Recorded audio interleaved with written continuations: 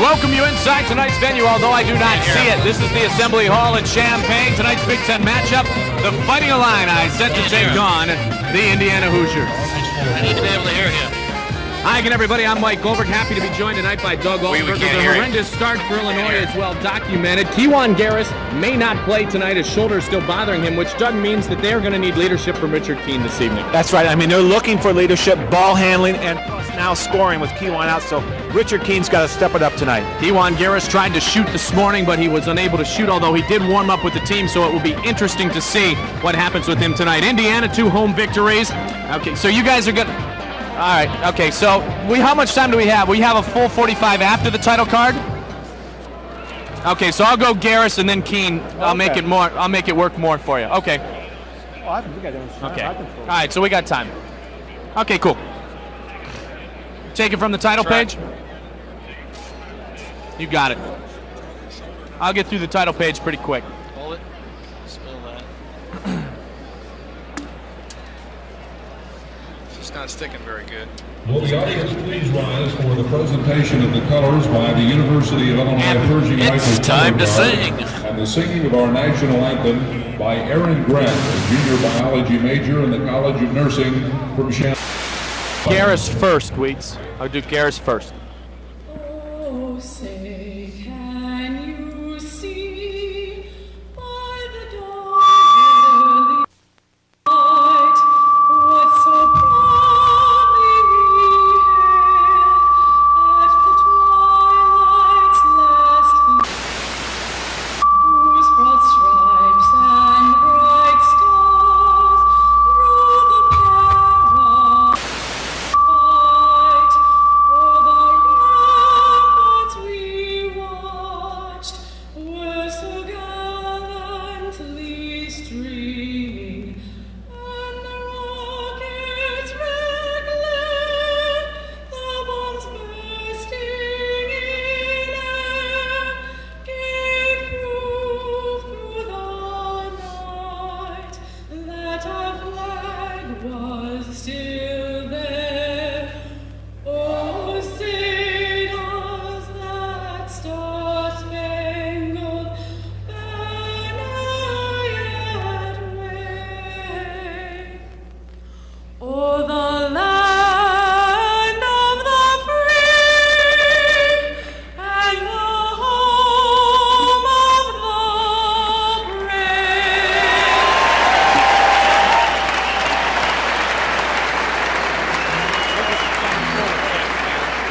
Getting full effects in our ear. Can you hear them clapping in our ears? Hey, Wheat. Hey, Wheat. Hey, buddy, we're getting full effects in our IFPs out here on the floor too. As I heard those claps really well. Thanks, buddy. So I will be very definitive. We will go to Kejuan Garris first, and then to Richard Keene. And we've got 45 seconds, including the title card. Okay, cool. So we'll get through it pretty quick. You got it. And do me a favor, give me a 15 going to Kitchen Labs, would you please? All right. Thanks. You got it, yep. Yep. Hey, Elvis.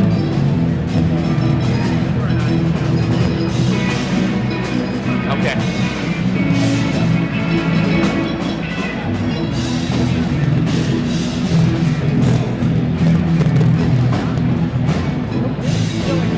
I don't think we're going to be able to hear them. It's all right. We'll watch. Can't really. We got to go right to the factors anyway.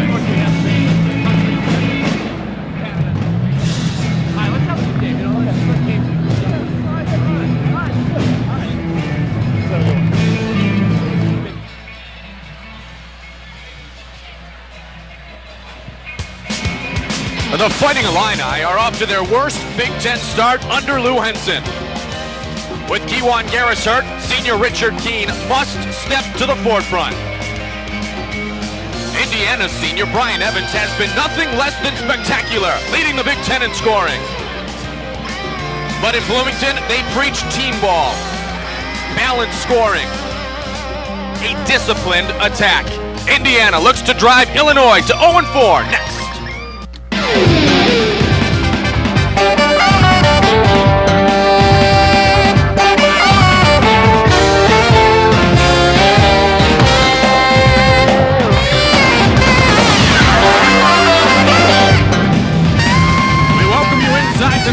This is the Assembly Hall in Champaign. Tonight's Big Ten matchup, the Indiana Hoosiers in town to take on the Fighting Illini.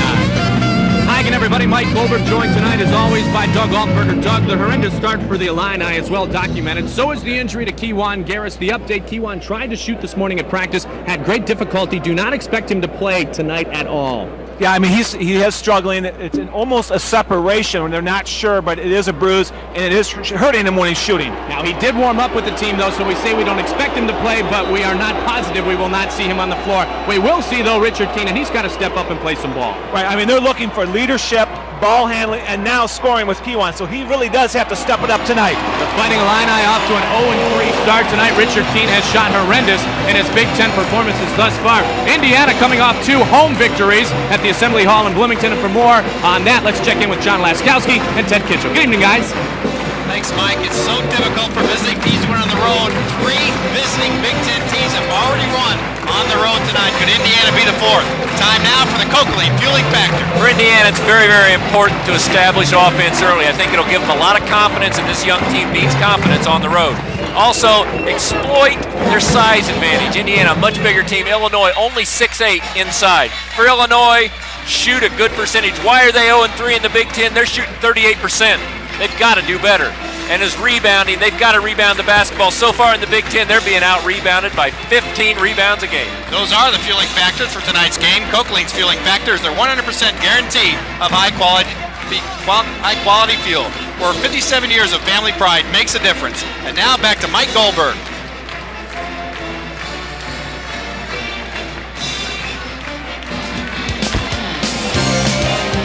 Thanks, John. Tonight's Big Ten game is brought to you by Ford and your Ford dealer. Have you driven a Ford lately?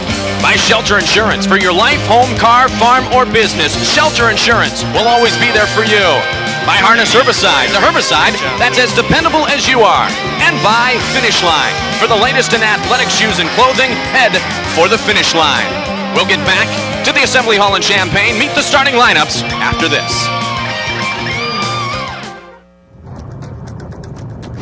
Ford F-Series has been the best-selling truck in the world for 19 straight years. Now we're about to launch the next in line. The all-new 1997 Ford F-150. More power, more V8 payload, more new ideas. The new Ford F-150. Strength after strength after strength.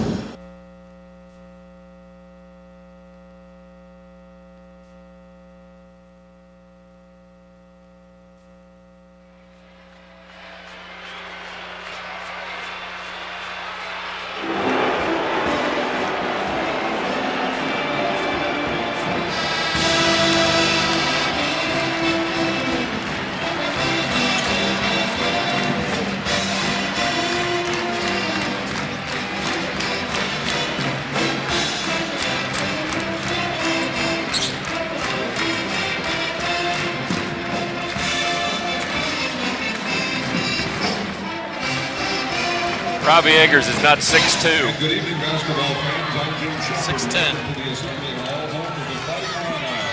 Here are the starting lineups for tonight's game between Illinois and the Indiana Can you hear me? Hoosiers. For Indiana at forward, a 6'10" sophomore from Cuyahoga Falls, Ohio, number 32, Robbie Eggers. For the Illini at forward, a 6'5" sophomore from Chicago, Illinois, number 25, Brian Lotry. Forward for Indiana, 6'8" senior from Terre Haute, Indiana, number 34, Brian Evans.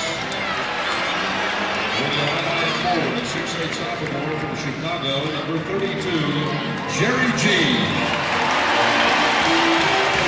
At center for the Hoosiers, a 6'8" sophomore from Abilene, Texas, number 45, Andre Patterson. All right.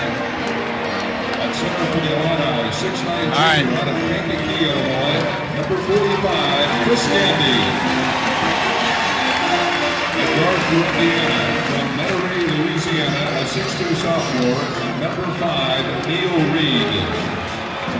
At guard for the Illini, 6'6" senior from Collegeville, Illinois, number 24, Richard Keen. Another guard for Indiana, 6'4" sophomore from Jeffersonville, Indiana, number 20, Sherron Wilkerson. A guard for the Illini, 6-foot sophomore from Libertyville, Illinois. Time now for the Papa John's starting lineup.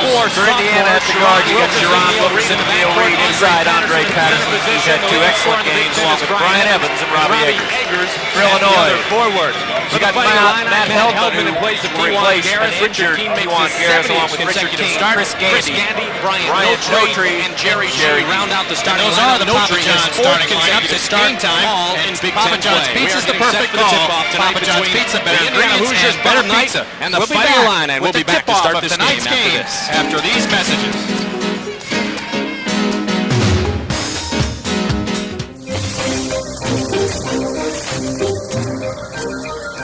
In the everyday world, it rains. With the world-class network from GTE, it rains too. You just don't get wet. Change the way you work. Change the way you live. It's amazing what you can do with the world-class network from GTE.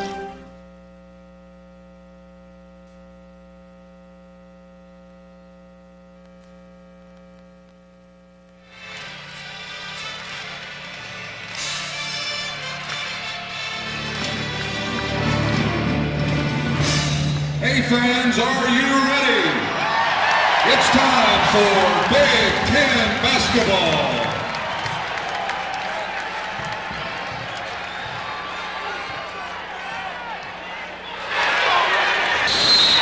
We are ready for tonight's game. The Assembly Hall in Andre Champaign. Patterson, Illinois trying to Chris avoid opening the Big Illinois Ten has the season. opening tip, and here's the replacement for Kewan Garris, Matt Hellman, 6-foot sophomore, number Illinois 21. winning here. see Indiana can put a Strong lot more effort from pressure Jerry way Hester. out on the Hester floor. not in the starting lineup. It's Chris Gandy, Bryant, much no farther trade, out Jerry than G Kewan up front. Garris was running that Up top offense. to Matt Heldman. A small Notree Illinois working lineup. See if inside. Indiana takes the pace. That time it's Notree. He gets Illinois on the board. Notree, not known as a great outside shooter, but he likes that one hard dribble to get inside and use his Well, he's strength. coming off the bench, and finally Lou Henson had to put him in. There you saw Illinois Vintage starts going out in the inside, man-to-man. driving, putting it on the floor. Drive by Reed goes all the way in. Count the basket. Now count that basket, and Hellman picks up the foul. Excellent drive by Neil There Reed. you look at getting Neil Reed. He's inside. a tough competitor. He's a chance guy to that get can to give the Illinois foul a lot line of very problems. early. He's got that speed and quickness on See the how he outside makes a here. nice shot, He's got to but he look gets for a around shot. and Illinois decides to switches go. on defense. Watch how he Notree gets evades beat on the Heldman drive. right there. Good help, Good call but by the not soon official. enough with help by Heldman. Reed, the sophomore from Louisiana. Excellent free throw shooter at 90% on the season. Neil Reed averaging 13 points a game. He caps off the three-point play. So both Very teams go to the important for Neil hole Reed to early. get started This will be quickly, a as game he of has. tempo tonight. Indiana known for the half court. And Illinois has been unable to go up tempo in the 3-2, Big Ten Indiana season up because of the early. deficiency on the rebounding edge. Well, Indiana teams knows is that, so they're going to try to get the ball inside, pound it in, get G in foul trouble. Hellman way Heldman misses outside his is first off. shot. The ball Reed comes pulls right down the back long to Neil rebound Reed. off the floor. Sherron Wilkerson in action this year for Indiana after being out 18 months. Number 20 with the basketball. 35 minutes Pushes a it to the game far here in Big side. Ten Reed for Indiana. three. And Notree high for the rebound. This shot here comes Heldman running Illinois. the point. Working against Neil Reed up top. 3-2 early Indiana. Trying to post up Down inside low, is Jerry G. Yes. There's the jumper. He was Mr. Basketball in Jerry Illinois G coming in 1994. averaging just 7 points Having a to game play a little in bit Big out of Ten position. play, Not shooting really a only center, really more of a 38% from the four-man, but field. he's doing the best he can Well, inside. Illinois sort of against the bigger forgot about players. Jerry G. Just It's lost good to their see that they're center, going to him early, 6'11". establish themselves Brent Robish down low in the transferred post on area. Wednesday, played Down against low, Michigan Indiana Tuesday trying night, to work the and blocks. then Wednesday transferred to Oklahoma State. Held by Andre So it's a Patterson. much smaller Now with 13 on the Illinois shot clock. They get it over to Now Evans. Garris, not Inside quite as Patterson reaching potent on over. offense. Here's a was Chris foul Gandy. inside on Gandy It'll as be he a tries to non-shooting stay with foul. Patterson. His first of the Very contest. important for Indiana. The first few possessions. Patterson's to someone really who can move give a the ball matchup around problem as for they Illinois. have. He's got Make that speed Illinois and quickness, defense but also work. has some strength. Try to give And he's going to create try to some stay foul with him. problems, get to G, the free he's a throw little bit line. quicker than Most G. importantly, G's make more that of a defense 5 work spot each and every time down versus the floor. Patterson Robbie more Eggers, playing the another 4 spot, start power tonight. forward position. Started against Wisconsin. Inside, They Eggers go off the into him glass. for a jumper. gets the first banks it in. It's nice to see Robbie Eggers take the shot when it's available. I think that he has to become a force, and when he has the shot, take it. Don't continue to pass it up. You're in there for a reason. That's where he'll do his damage. Indiana by one. Pressure from Neil Reed outside on Hellman. Illinois, a very young team as well. Lots of sophomores. Richard King, 24, the only senior. Picked up by Eggers. Nortry, a sophomore, he takes that jumper outside. He's much more effective once he gets to the basket as Gandy once again. Chris Gandy in the third quickly. Kind of a bad foul right there. See, what Notre should have done there is brought him out, been a little more patient, Mike, because then Eggers came out. He doesn't have that quickness. And it comes quickly, 17:34 left. He comes out. There you see Coach Jimmy Collins And number talking to him right now, 44, saying, hey, Ryan listen, take Blackwell your time. checks in, You're no 6'8" rush freshman. offensively. And that's what's hurt Illinois, Pittsburgh, especially New York. against Michigan Only State. player on the Illinois roster not from not in there. the state of See Illinois. Ryan Blackwell check into the basketball game. Chris Gandy sits down with the 2 personal fouls. Reed on King. He's got to get it inside to Andre when he's open.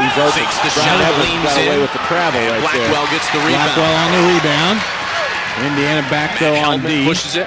Left side, Blackwell Good gets inside it pass. Good Nortry feet. went up. Patterson blocked it. Blocked by But Andre then his Anderson, man but got Jerry the G was offensive right there. rebound. See, what set G's that up fourth again point is of the game. Notry's I think quickness it's important for running down Indiana the to hall, get the ball slashing to inside the to Andre bucket. Patterson. A smart guard is going to get it to 6'5" somebody like Illinois. Patterson, keep him interested, Wilkerson get him in the inside. basketball game early. Up top, Robbie Eggers has long been deadly range. from Good 3. rotation. This one's in and King out. with the rebound. Illinois by 1. Here's Richard Keene. Richard King driving. Stops for the jumper. It's off. And Reed his third rebound. Pushed up ahead to Brian Evans. Evans flips it down low. Wilkerson. And Indiana now Reed tries will to work set it. the Indiana offense. very deliberate offensively. 1-4 That should Reed be no at the point. surprise to anybody who knows Big Ten Conference High low on basketball. each side. Here's the pass to Patterson. Evans for 3. Pass outside, that one's too long. And the rebound goes to Jerry G. Knock down the three-pointer. Ryan Evans here. averaging over Shooting 20 points a percentage will be game in Big important to Ten watch. play. Here's Notry back Beats everyone down. Nice athletic move to get around Eggers. start. Excellent move. He avoided Indiana the might have to make some right type of around Robbie adjustment Eggers. right Robbie now. Eggers is there, Eggers but having a very Nortry never difficult time came to getting it. down the Slid floor, right past staying him. with Notry. Hard to see the shot clocks here. They're not Crowd above the feels the basket. urgency of this game but early behind also. the, An 0-3 in the Big Ten. In the corners, really. We talk about must games. They seem Here's to be all must Patterson. He games. posts and up. this is Got definitely tripped. one. No. Traveling violation Traveling on call. Patterson. Phil Illinois Vogel with that basketball. ball. Indiana's first turnover. Andre Patterson. They've got a timeout on the floor. Illinois with the early lead. 15:53 left. Indiana trails 8-5 from Champaign.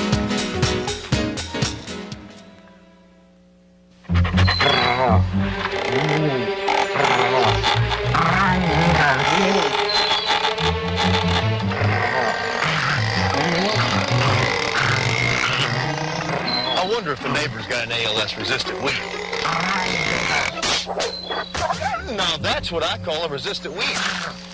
Hey, old Buck's good, but with Bucktril, we manage ALS resistance before it's a problem. Right, boy? Want to know more? Drop by your Bucktril dealer soon.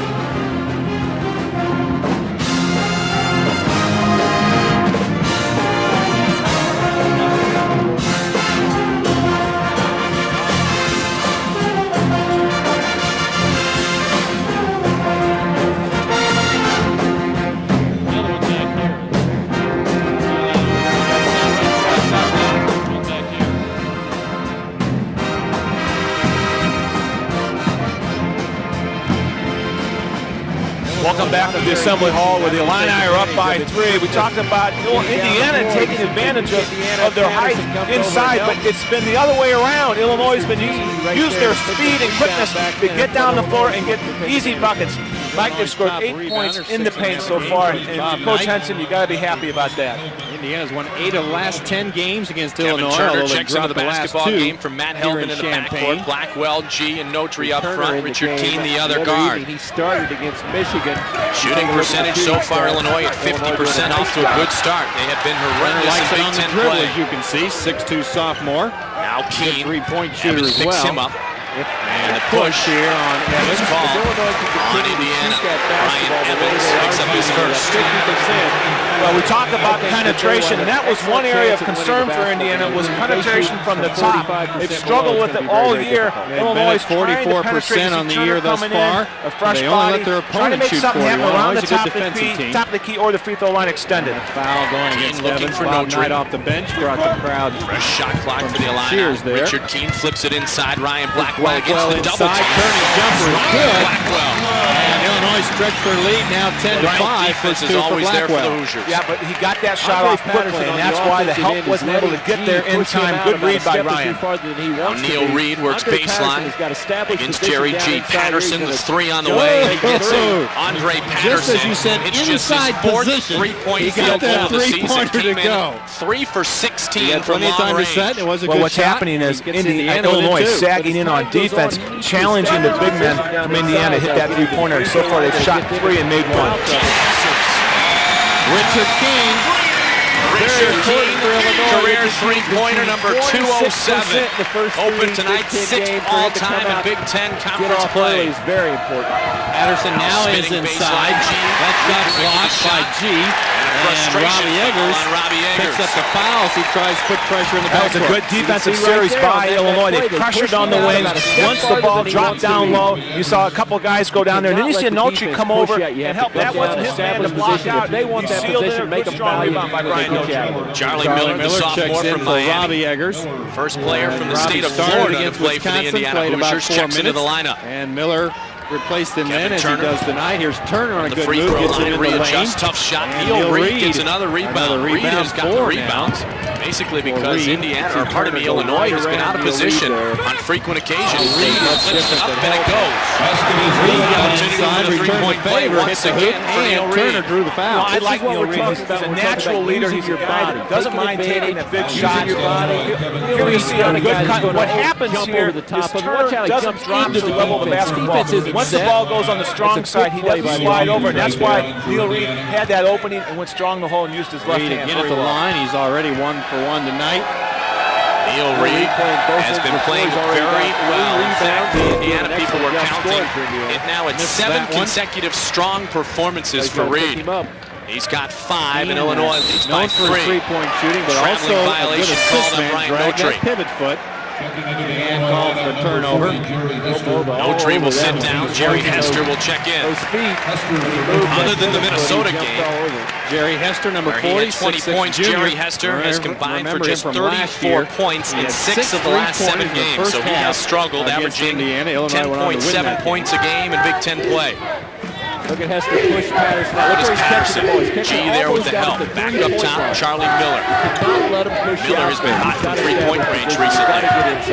Wilkerson, they want Evans. They have here early. Evans works it high over Hester and he gets the roll. And he gets a good roll on Tough the rim. matchup for Illinois. Blackwell. The basket, nice up and under. Turner Hold on very Neil quick Reed, on that'll be top. his first. And Neil Reed gets No way Blackwell can stay with Evans And down as low you mentioned, like that. that's the play I'm sure that Coach hurt Ensign Indiana wants some help all over there. day. Neil We Reed talked has to understand that there you Hellman saw a good started the penetration game. by He could go out to the Illinois, half-court line and play getting a him positive times in a something row, out of come there. right And that's down what they're and going to try to around do, him. is Have attack to from the back top. off of him as he is this time. Kejuan The guy Garris is gonna not go expected to around. play this evening. First He is year dressed for though Lou and on the Henson here at bench. Illinois. Inside Quite a Ryan record, as you Blackwell. saw. Blackwell turns. Evans gets and the rebound. can't get it Neil over Reed, Evans. the quarterback of this Indiana offense for the year 13-12, Indiana's cut the 1994-95. lead now down to 1. Chance to take the lead this possession. Reed wants to dribble Reed on against the Turner. drive to go around Behind. Turner Good was defensive blocked play by Kevin by Turner. Turner Last touch cleanly to and the out of line bounds. player. Indiana has it. So Indiana will retain possession.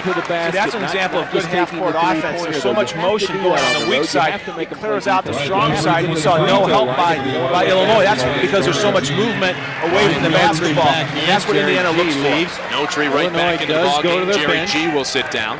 Ryan more than Notre with Indiana 4 will. points in the contest. Although Todd Lindemann is Charlie dressed Miller up and top, ready to Sherron play. Wilkerson. Wilkerson Missed off last the dribble. 7 games, but dressed and on the Indiana bench. And the holding called against Illinois. Turner with the hand foul right there. He's got his Kevin hand on. Turner with the foul. That is his second. Turner's having a real difficult time stopping the penetration. That's the 3rd time that Indiana's got in there. And it's, unfortunately, it's been the guy that Turner's been guarding. So Hellman will check back in.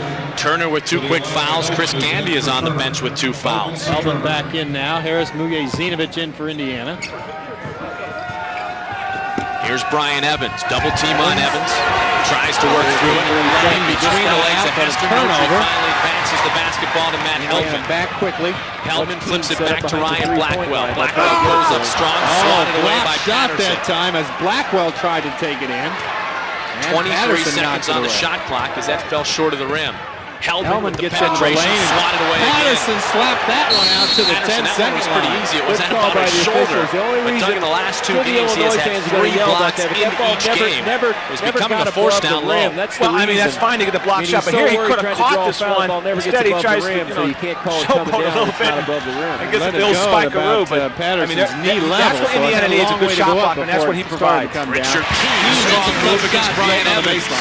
Richard Keene has 5. Illinois leads 15-12. He's an excellent shooter. We've seen it Akers before. on the block. Keane's got 5. How about that move by Harris?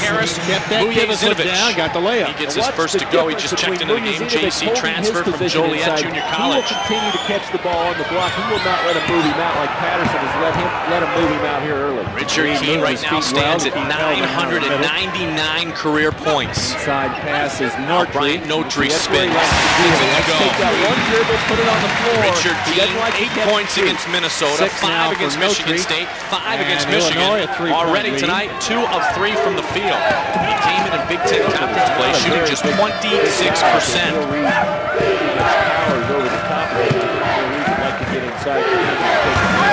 Now it is Evans. They've done a good job on Evans thus far. 3 on the way. That's the second 3-pointer of the contest for Andre Patterson. And all 6 of his mentioned points earlier, Doug, come from behind the just 3 arc. of 16 from long range entering tonight's game. Well, it happens now. He's made 2. Now you got to come out and honor that shot. You got to deny him, get him out of that area, 19 feet, push him out maybe 21, 22 feet. Blackwell he tries to answer, way short, rebound by Brian Evans. Tied at 17. 11 minutes remaining in the first half. Mike Goldberg, Doug Altenberger here at the Assembly Hall in Champaign. Indiana is 2-1 in Big Ten play, 9-6 overall. Behind the line again. Evans has not been on track offensively. Foul on Keene. Knows, of course, that Illinois will put their best defense on Evans. Now the 3-point shooting advantage is gone the way of Indiana so far in this game, and that has been the trend recently. Timeout, 10:49 left. We've got a tie game losing streak in which they have been out-rebounded badly. We're tied at 17. Back in a moment. My new boss throws me the keys. Get it fixed, kid. So I took it to Charlie. Guy's a real pro. Let's get the parts. Charlie says to be the best, you gotta use the best.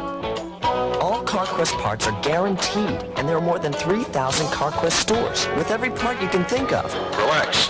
It's done. Did you get the car fixed, kid? Yes, sir. Where'd you get the parts? CarQuest? Welcome to the pros, kid.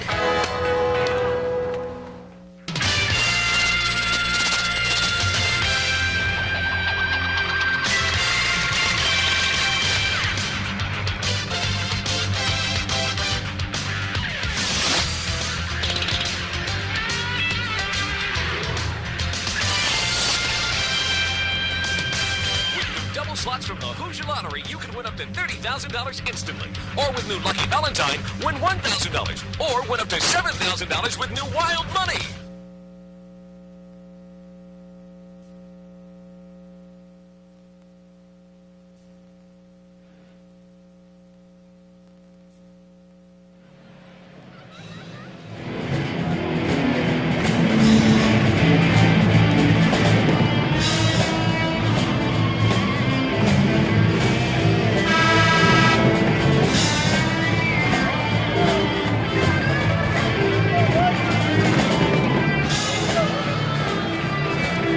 Tonight's Big Ten Conference game is a copyrighted telecast of Creative Sports Incorporated. Any use, rebroadcast, or other transmission of any or all of this game without the express prior written consent of Creative Sports is prohibited. Mike Goldberg, Doug Altenberger here at the Assembly Hall. Quick-paced game here, not many stops in play. Number 34, Brian Johnson, 6'6" sophomore, in off for to their Illinois. best start since that Final Four season, and since times have been very, very bad. Wilkerson 11-4 overall.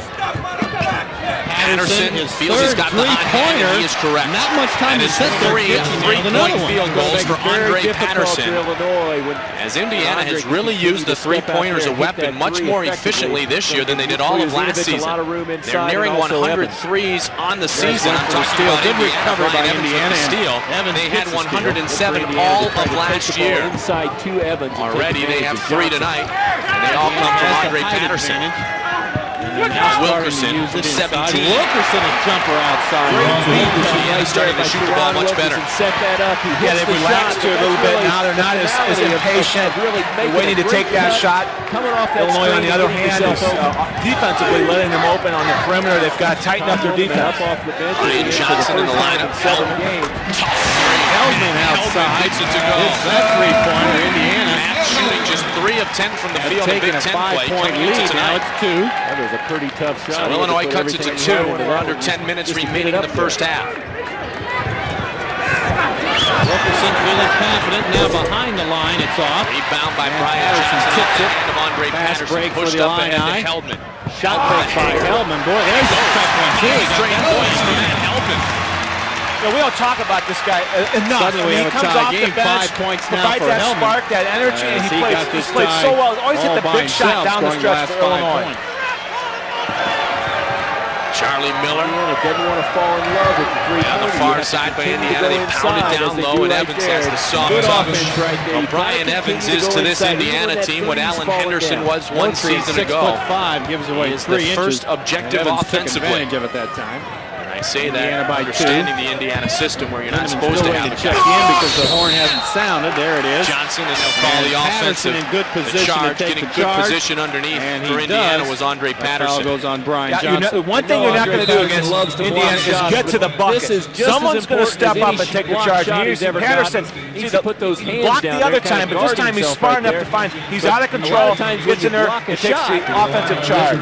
Todd Lindemann has been out with a stress fracture in his foot. Missed the last 7 games. The turnover, you get the ball. So they'll try to spot him into the lineup maybe 5 to 7 minutes. 4 rebounds before he sat Foul out. off the basketball on Lindemann. Foul right here. He gets his name in the box score immediately. Across to set That's the tough. screen When for you've got Evans. a stress fracture on your foot, especially a basketball player. You're always using your feet. You're always moving around. Footwork, especially a big man, really going to slow him down. I know the coaching staff, like you said, only want to play maybe 5, 6 minutes. Just give their big guys a little breather in there. 3 turns each way. Not a team that turns the ball Now over it is a lot, Keene. but again, that's when Notary inside the paint. Trying to put Patterson leans in. 3 seconds. 3-second violation called on Illinois. But only a team that's turning it over 11 times a game. That's outstanding. Knight goes to the bench. Richard Mandeville will check Mandeville in for Andre Patterson. Action. He comes in for Patterson. It's a good idea. You see Illinois here picking up full court. One of their strengths is their bench. Indiana doesn't go real deep in their depth on the bench, so good idea for Coach Henson to give a little different angle there, a little different look to Indiana. And Illinois, which seemed like a very deep team, all of a sudden with the transfer of Brett Robish Evans and the injury to Kewan Garris as they wave off the shot from Brian Evans, a very thin team themselves. Yeah, I mean, I hope Brett the best, and I hope everything works out well for him. I know we really enjoyed watching him. And the best in him is a great young man. Here you see, this is where he likes to operate. Evans is along the baseline. He goes from baseline to baseline. He gets the ball down in there. He seems to measure himself, and that's what all great shooters love to do, is get along that baseline. Jerry Hester picked up the personal foul. Brian Notary will sit down. Blackwell, G, Keene, Heldman, and Hester on the floor. Evans gets the first to go. Brian Evans, excellent free throw shooter at 80%. He has played well in his games in Champaign in his career. Basketball games on the road, you got to do the good fundamentals of taking the ball inside. Brian Evans shooting 65% in this building in his career, almost 80% from long range, 82% from the line, averaging 20 points a game in Champaign against the Illini. 94 in Champaign, he had 24 last year, 21 points. Oh, he seems like him and Henderson would just beat up on Illinois every year. just have a Now little it is bit of Hester time. As is outside. Hester. And the three goes for Jerry Hester. We all recall what Jerry Hester did 1 year ago in this building. He lights it up again. His 19 first three points, of a the school night. record, Those 6 red jerseys, three-pointers red, white jerseys in kind one of half. The second half, Light his to lead eyes up. Indiana, or to lead Illinois to Lindemann victory over inside Indiana. position. High Down lob low, pass. Lindemann, and he is just And he hammered gets by fouled Hester from and behind by Blackwell. Hester. Good job by Todd. And there's an Lindemann example of Indiana establishing really himself trying to inside. get the ball inside. They know Lindemann, they got the big fellas in there right now between towers, and they're just trying to get the ball inside. Catch the basketball. Lindemann right just, there. there's nothing He's gotta anybody take can advantage do of the size. because You'd like to when see they him get it switched up on the board, defense, but he'll have Mike a chance Keem to was do it. guarding him, recognized by Evans. He just tossed it in the middle. They're going to give the personal to Jerry Hester, his second of the contest. Indiana, 2 Ninth 7-footers. on the Illini. Bob Knight's team has a history of getting to the line Bob Knight and decided making to more go with. free There you see throws than Lindemann's their stat. opponent's attempt. And they're close to doing that in Big Ten play so far this year. He's back in the scoring column. Sure, in those 7 games off, he's had a chance Todd's to shoot troubles a lot from of the free throw line His form looks this excellent. season, just 46% Any coming real, into tonight. Signs of that foot injury, no limp as he runs. Offensive And rebound Vanderbilt by pulls that one Vanderbilt. down, loses his balance, And the traveling and is gets called. called for traveling. Timeout, 7:29 remains. left. We've got a Indiana timeout on the floor. has The taken Indiana a 2-point Hoosiers lead as by Bob 2. Knight regroups the Hoosiers. It starts long before spring. For a lot of reasons, I have to make the right choices along the way. Because a successful harvest is more than hard work and a little luck. Finally, getting to this moment leaves me with a feeling that can't be explained. It can only be experienced.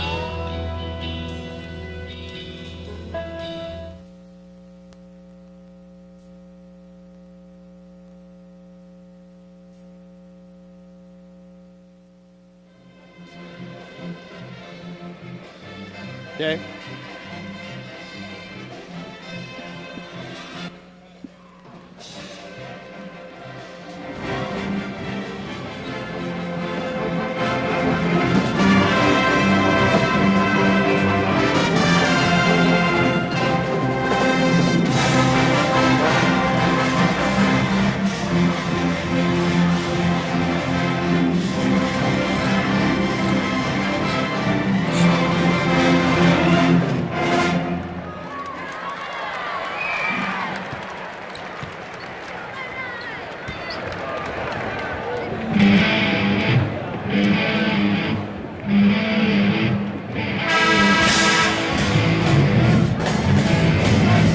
Both teams came into tonight shooting 36% in conference play from three-point range, but you would not expect this man to bury the long-range jumper. Andre Patterson with 3 three-pointers tonight for the Indiana Hoosiers. And that's the finish line replay of the game. This game reminds me of it, Illinois, Doug, the of the one leading last year played at the three-point Assembly Hall in in the Bloomington, Big where Ten both Conference. teams shot over 60% three-point field goals in the made per first game. half, Both shooting teams well from long three, range. all Very by equal Patterson. start. Indiana shooting 59%, Illinois Not on track yet from 55%. behind the arc. Defensively, a lot of what they try to do, both Coach Knight and Coach Hampton, is let the guys try. The guys who can't make the shots, make them beat you. You'll get those open shots. So both teams are knocking them down right now. The ball lasted the leg of an Indiana player, so the Illini will retain possession with 15 on the shot clock. The difference so far has been trips to the free throw line. Illinois has yet to take a free throw. Keen inside to Jerry Hester. Hester working in traffic, tough shot, fall away. Fell away, but easy rebound for G. Lindemann blocked it. By Todd Lindemann. Evans tries to track it down. Illinois will keep the basketball. They're having a tough time the last 4 or 5 minutes getting any easy shots. And strength, they're very I strong. mean, Indiana will give you that shot from the perimeter, but down inside. low with the big fellas, they're going to put a body on us, so you better get Hester used on to the it. drive. Again, Lindemann helps Hester out. to Jerry G. G keeps it himself. Jerry G. 6 points for G. Tied We are again. tied at 27. At 6, 3 6 ties minutes and now, and 41 5 lead seconds changes in the remain in the first half. A little over 6 minutes left. Lindemann, too strong. Hellman tried to fight for the loose ball. But it's off. Mandeville hustles for it and goes down. 21, Richard Mandeville, the 7-footer out of Pasadena, California. And you could hear him hit the floor here in our broadcast stage. Well, Hellman's down too. I mean, there was a tremendous contact there. No, I mean, the fans were looking for some type of call. Here you see Mandeville does a good job of sealing Keene, and then you see, bam, both of them hit their heads right there. And that's where the contact was. Both guys went down hard, and then you see him hit his head on the boards again. He got a double whammy there. And Hellman went down right away after that, too. Here's another look at it. You see them both go up. Post covers it. Right there is the contact. You see Hellman go up and cover his head. Hellman is both up guys on the still Illinois trying to get bench. up. There's Hellman packs a powerful punch. Larry Rink and Tim Tell you Garl what, out. he loses a few inches to Richard Mandeville, the 7-footer. Looked like Mandeville almost tripped on his feet before the collision with Matt Hellman, and thus he went down a bit harder. Illini doing a good job with 5 offensive rebounds tonight. 6 points off those rebounds. Mandeville, one of the guys who rebounds for this team. Right here, you see, bam, right there. Both heads go back. Head really snapped back there. And you see Hellman, he's a tough competitor. A guy that won't back down from anybody. And then you saw his hustle. Mandeville, same type of player. Looking around there a little bit. And right now, they're giving him the old smelling salts. Put up how many fingers he's got. And just take it slow and easy. Taking their time. He's see him get up on his own power. There's Zinovich is in, so Mandeville will work his way to the Indiana bench. Indiana goes to Purdue on Tuesday, and then they are home against Michigan, coming off 2 strong home performances to go to 2-1 in Big Ten Conference play. I'll tell you what, the trend today, Doug, has been for the road team to win the Big Ten Conference. Big Ten fans know that doesn't happen very often. And let's see whose ball it Penn is. State wins in overtime against Northwestern. Wisconsin did defeat Iowa at home, an upset, 80-71. But Michigan on the road at Michigan State wins decisively, and Purdue wins at Minnesota. Charlie Miller picks up the basketball for Indiana. 17 on the shot clock. You're going to have that when you have a lot of parity in the Big Ten. That's what they've got this year. Evans misses the long jumper. Patterson picks up the loose ball. Ball tipped off Illinois. Let's see. Patterson grabbed it. But it hit the baseline. Illinois touched the ball. See on the replay right there. Big Hester Keene went up there, and it was a long rebound. They reached back and they just touched the basketball. I think the crowd's just more frustrated with the call before when there was a lot of contact looking for a call. But, that's what's going to happen in the Big Ten. You're going to have a lot of contact as long as there's no advantage. There's no foul. Andre Patterson from 18. Patterson dribble. He doesn't want anything to do with the people inside. They push him out there. You can see Zinovich is taking over inside. He's taking down. They won't push him out of there. Harris doing a good job underneath, gives Indiana the 2-point lead. When he gets the ball game, he is a part of the game right away. Now Keene off the dribble, over Evans. 2 strong rebound, Ryan Evans. Keene taking off-balance jump shot. Here is Wilkerson on that shot. He gets it down to Patterson against the double team. Evans inside. Harris puts it up with the left. Great ball rotation. Patterson set that up. Evans went to the open spot and then they rotated inside. Keene too strong on the 3. Rebound Indiana. Charlie Miller. Illinois shooting too many quick shots. They need to take their time. They're trying to force it right now offensively. Now Miller. Got to take that too. You got to be ready to shoot the basketball. 4-point Indiana lead. Nobody's Ryan Notary. He'll check into the basketball game along with number 5 Neil Reed, the sophomore, off to a good start with 5 points. So what impresses me about Indiana here in the first half is their ball movement, especially from the big guys. They see the court very well. Patterson, Lindemann, all those guys. So if you go in and double team, and what Illinois is doing, they're going to find an open guy on the perimeter. See, Indiana's been scoring down just low. by 4 points in the paint department. As we approach the 5-minute mark, first half, silly foul by Patterson, tried to reach over first 3 Big Ten games. Gene Ball that time, the foul will go against the Hoosiers. I'm sure Coach Knighton's not real happy about it. I mean, when he was a freshman, he could get away with those. When you're a sophomore, you should know better. Once the guy gets the ball in the post, you got to back off, let him get his position. There you see Mandeville with the ice pack on there. I don't know if he might be going back in. It's going to take him a while. He didn't seem to know where he was when he got up. He was going to stay in the game. He didn't know he had to come out. G puts it up top to Jerry Hester. Thought about another 3. Hester has played well in his career against Indiana, and so has Richard Keene. with a 19-point performance 2 years ago against the Indiana Hoosiers here at the Assembly Hall. Autry from the free throw line. Brian Autry looks like a new player in 1996. 8 points to lead the way offensively. And Mike, what set that up was Illinois was patient that time. Good back screen by Autry. They all had to help, and he popped out for the jump shot. By 2.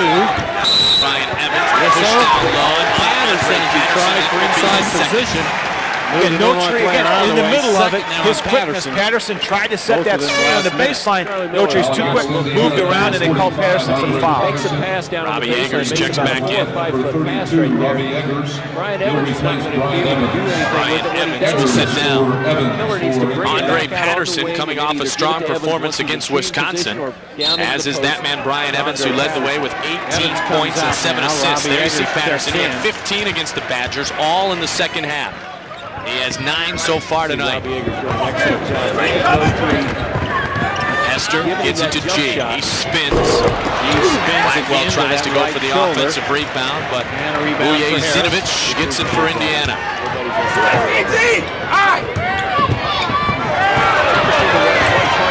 Eggers to Charlie Miller. Never looks first to shoot. Switch! Now it is Patterson up top. Stolen by Hester. They're going to call a foul on the Hoosiers. Off the ball, the foul is going to go against the big man. Illinois ball. So Illinois will have the basketball, trailing by 2 when we return to the Assembly Hall in Champaign. Has a chance to here tie on Creative. Okay, new rules. Individuals are no longer more important than the team.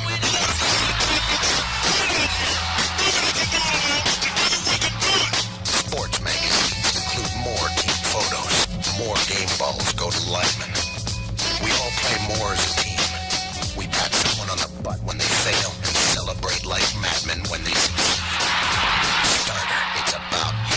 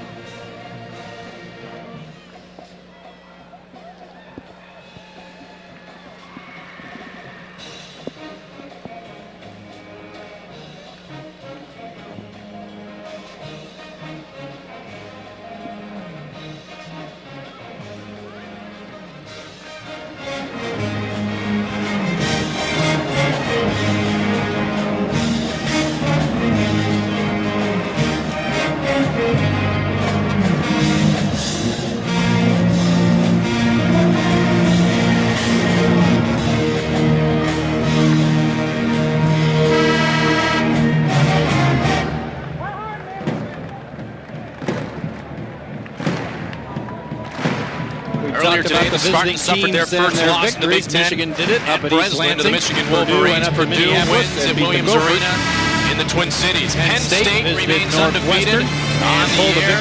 3-0 Big Ten Conference play in the only home team to win, and that an upset. And Madison by the Wisconsin Badgers. Brian Evans back in the basketball game for 6 points so far in the contest. He came into tonight tied for 16th all-time in Indiana with Uwe Blab. And look at the team shooting very well. Indiana at 55%. They're not shooting very well in the season, though. Hester misses the shot. And Indiana picks up the loose ball. Indiana at 47% on the year, Doug. The worst under Bob Knight, 45%. And that was in his first season as the head coach in Bloomington, year 71-72.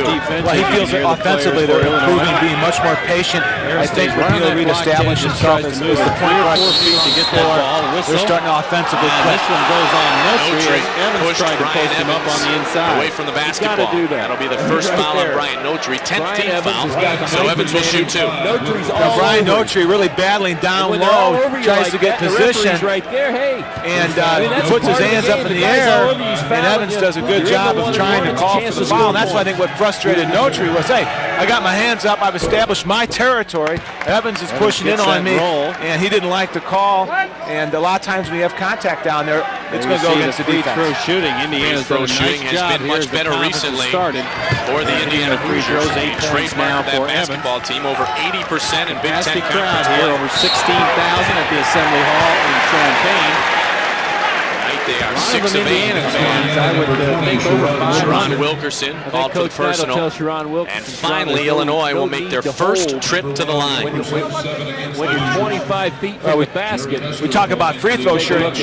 That's one thing that's really hurt Illinois down the stretch here. I mean, the last 3 games, they've only shot 56%. You see here the charity line in the Big Ten play, Indiana doing a much better job. And they're not really shooting the ball that well from the field. I mean, from the field goal free throw percentage. You know, typically they're a team that's going to shoot 75, 77%. And you look at it, and they're below 70%. Tonight you see both teams shooting much better, 75% for Indiana. And Illinois 1-for-1 right now, Mike. Ran into a wall, I guess. Jamie Foxx. Hester gets them both. Helmet check right shoulder, and he's missed 3 minutes and 12 seconds remaining on Tuesday in the first half here at the Assembly Hall in Champaign. This game has been tight throughout. 2-point basketball game. Indiana leading 33-31. 3 3-pointers already in the contest for Andre Patterson. Pass to Harris. Down low. Just off. Cannot get the roll. Helmet picks up a loose ball. Evans looked for Harris inside again. Harris still been very effective inside. Excellent pass. Jerry G. That was Blackwell on the pass. And easy hoop for G, his 8. Jerry G. Magic Johnson, no look scored their first 8 points in the game. Not quite ready for it, but he's able to get a hand on it and lay it in. 2:35 left, high score again. Reed ready for that shot. Now there's a difference. Charlie gets first 3 of the night. Comes in on the season, shooting brilliantly from long range. At 50%. Catching the ball. He did a good job of getting to the open side of the court and then spotting up as soon as the ball was there. Illinois did a good job of coming back on help on defense, but not soon enough. Offensive rebound for Jerry G. Now Brian Notary from the free throw line. G on the offensive glass again, but he can't hold on to the loose ball. Saved nicely. Harris that time, but Indiana comes away with it. 4 on 3. Evans looking to shoot. Hester, the rebound off the floor. Helman falls on Brian Evans. They're both okay. Rebound. Illinois comes away with it. Evans nearly had that steal. Brian Blackwell. Back up top to Matt Heldman. Kewan Garris on the bench the entire first half, still nursing the shoulder injury. No Tridges lost the hand. Harris has it. Evans almost returned the favor. Heldman was all over. No call. Wilkerson walks over the timeline. The player's not intentionally trying to foul him right there. He's trying to get around and get away from him. Evans slows it down. Now minute 20 left. Harris double team. Now outside. Reed, another 3-point shot. This time Jerry G picks miss. up the rebound. Good shot for Indiana. Neil Reed's got a 3-point Indiana lead. Illinois can cut it to 1. Hester, his shot was partially blocked. Notary picks up the rebound. Works it with the left, and he is pushed by Reed. Hester shot a bad shot. Again, we talk about a quick shot. He didn't wait for it to happen. If he would have, Notary was rolling to the hoop. That's why he got the rebound. Didn't you see Notary? We talk about hustle and desire. I mean, right now, he's huffing and puffing, doing it on both ends, trying to play the good defense. He shut down Patterson so far. You know, Patterson got his points early, but so far here in the second part of the first half, they've done a good job of going out there, denying the basketball. They made an adjustment and let Hester or Notary guard him from the perimeter. Kevin Turner checks in for Matt Heldman. Kevin Turner coming off a career-high 16-point performance against Michigan. Bryant Notary averaging 10 points a game in Big Ten play. Hurts both from the line. Notary already passed his season average this evening. Started his 4th consecutive game, all in Whistle. Push on the big man inside, and he picks up the foul. As he used that arm to try to protect himself, get open, picks up his first foul. We have a definite contrast here going on in the first half. You've got the power and the size of Indiana trying to get the ball inside. Once it goes inside, if you collapse, they throw it back out for the 3-pointer. Versus Illinois, on the other hand, trying to push the ball down the court in transition and get some easy hoops. Elementary and junior high years here in Champaign. Used to be a ball boy for Illinois back in the late 80s, so very familiar with Ryan Blackwell, very impressive in the pre-conference schedule. As Heldman checks back in, has seen limited action in the Big Ten, but he will be called upon even more with the departure of Brett Robish, who transferred earlier this week. Robish transferred to Oklahoma State. Steve Great All-American. So he comes to Florida, get the rebound was Harris. That free throw. It's Indiana and Illinois all tied up. 45 5 ties already in the first half of this contest. Indiana will be tied at 36 with 40 seconds remaining in the first half. Before the 35 seconds mark. Roberson works it with 13 on the shot clock. Illinois has 4 shots. Back down to 10. Now with 7 to shoot. Wilkerson lost the hand.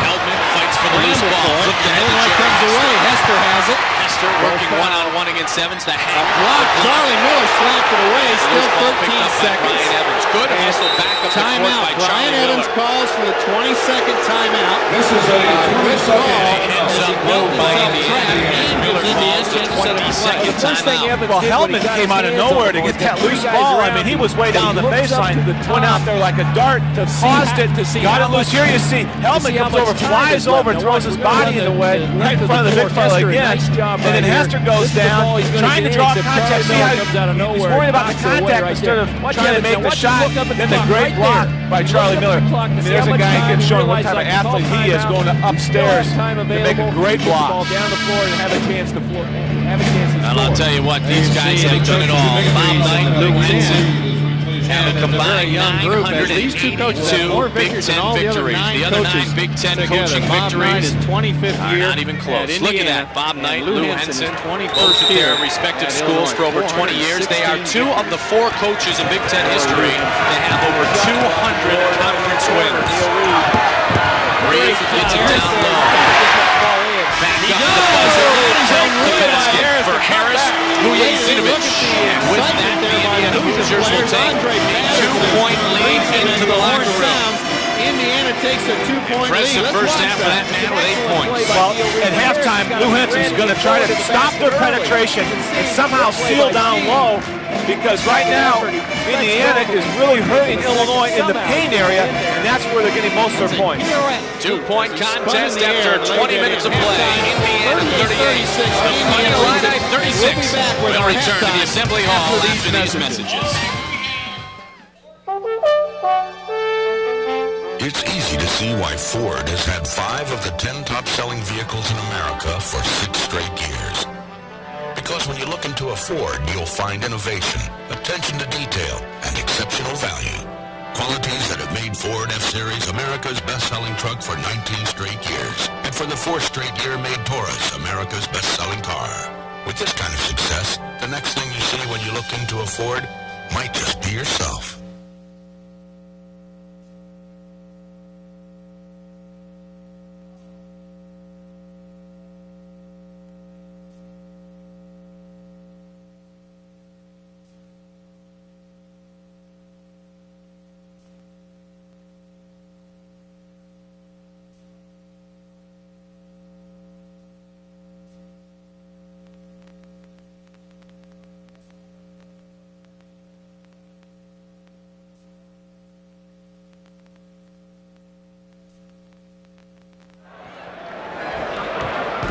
Still trying to find somebody. Who can make one? Oh, Kelly almost. Kelly made it! Happy 10th birthday, Kelly Sigler Sydney. You're the winner. Okay, we need those uniforms back at center court. And we're going to do it with the guys.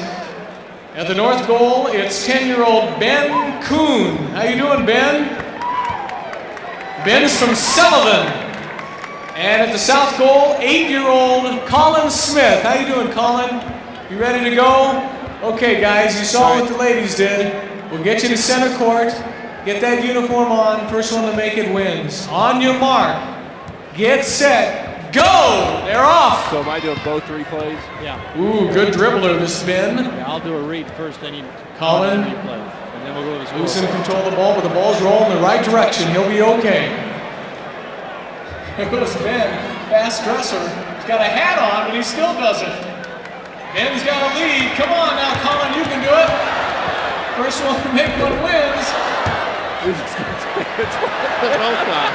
They're both not. Well, look at big cans, aren't they? Colin, you're doing okay, buddy.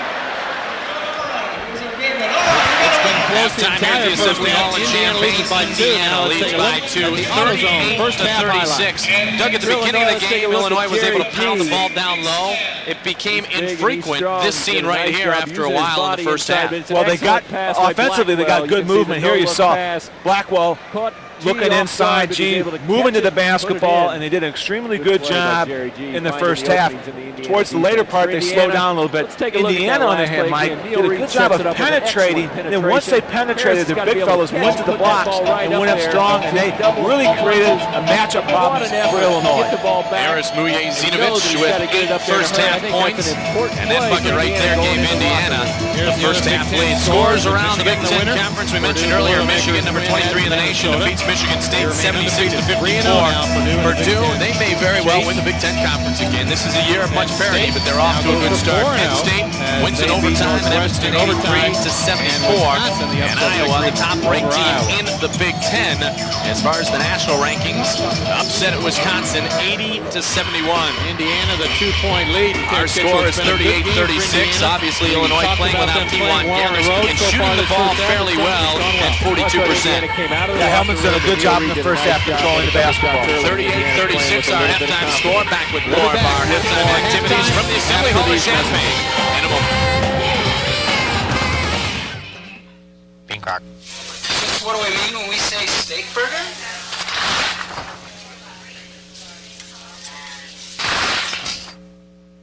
Peacock. What do we mean when we say milkshake?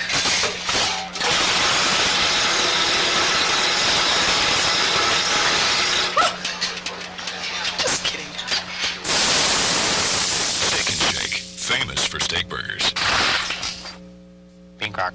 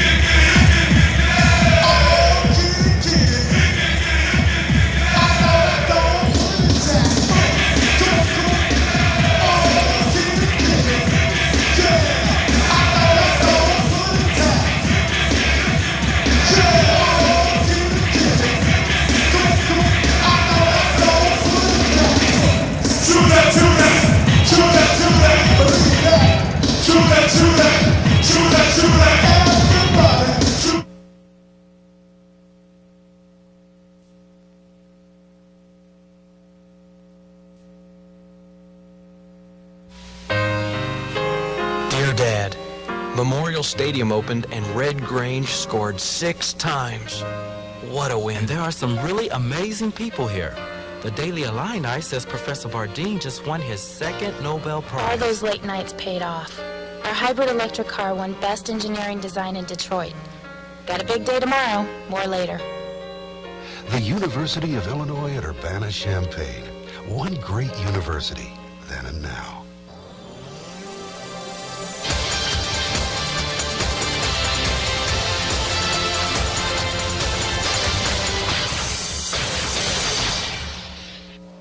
Hello again, and welcome to Spotlight on Illinois.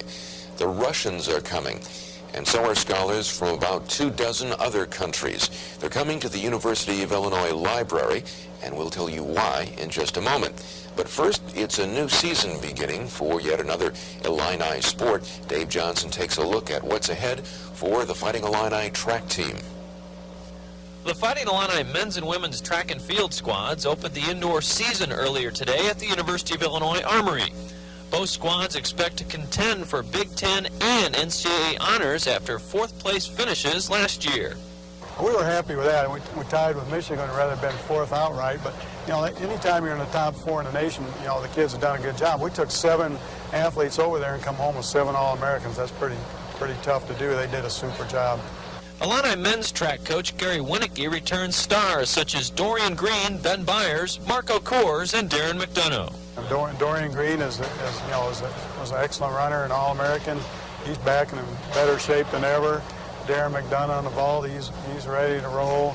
Ben Byers, who's a multiple Big Ten champion, All-American. So there's a lot of exciting performers, a lot of exciting new people in the lineup also. Illinois hosts the Carl Busey Invitational on Saturday, February 10th.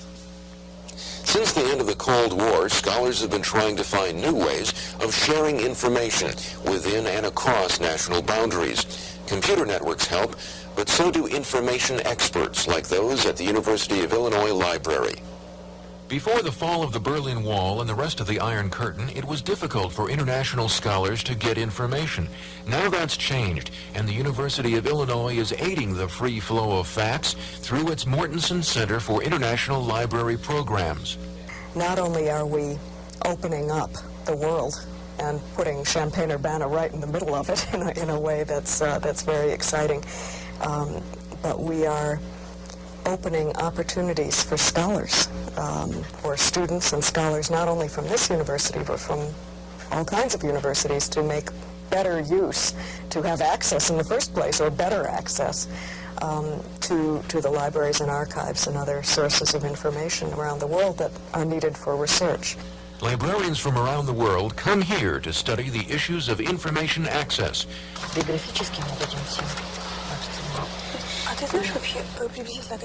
They also learn American library systems at the largest public university library in the country. And for us, like for visiting scholars, it's very important because we can just come here and get every information we need. A leader in library and information science, improving the spread of knowledge around the world, the University of Illinois.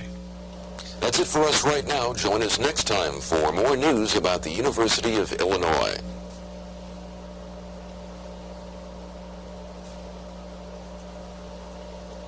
Okay, my boy forgot me a bellyache. Allison, my ring. Grandma's ring.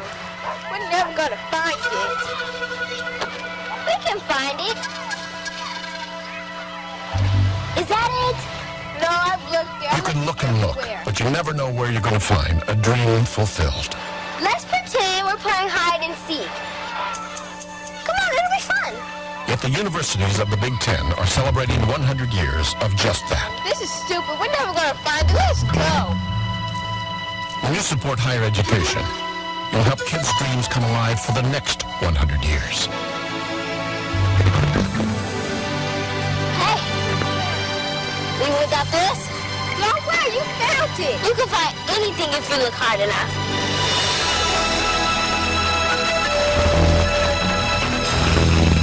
This message furnished by the universities of the Big Ten. Hey, Socrates, life's a battlefield, and college ought to be boot camp. Look at me. I never wasted time on big ideas. No college professor ever changed my life. Hey, look at me. I know what's right and wrong. Hey, Junior, listen up. These days it takes college kids 5, 6 years to graduate. And for what? For what?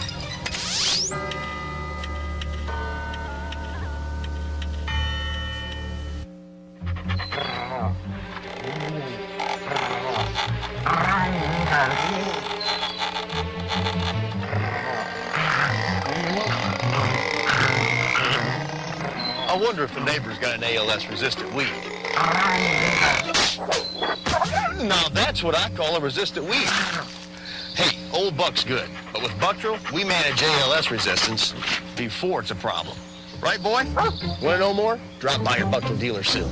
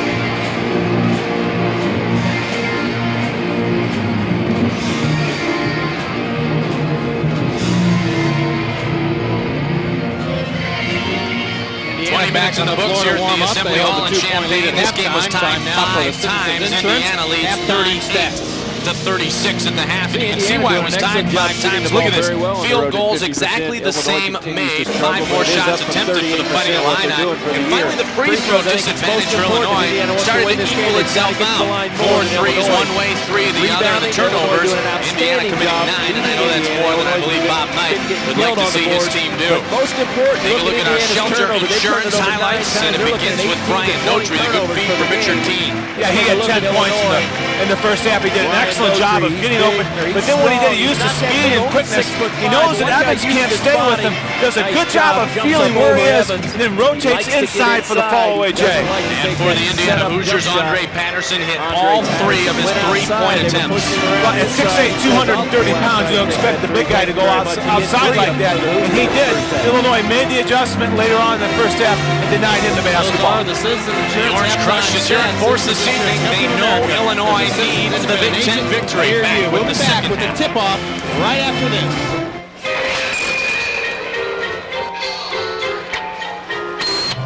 In the everyday world, you go through a lot to make that meeting.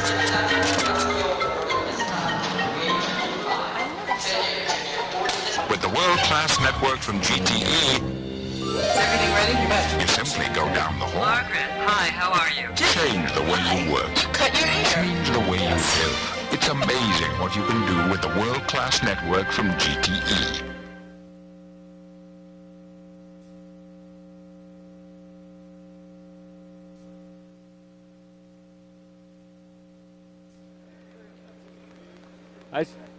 I scored.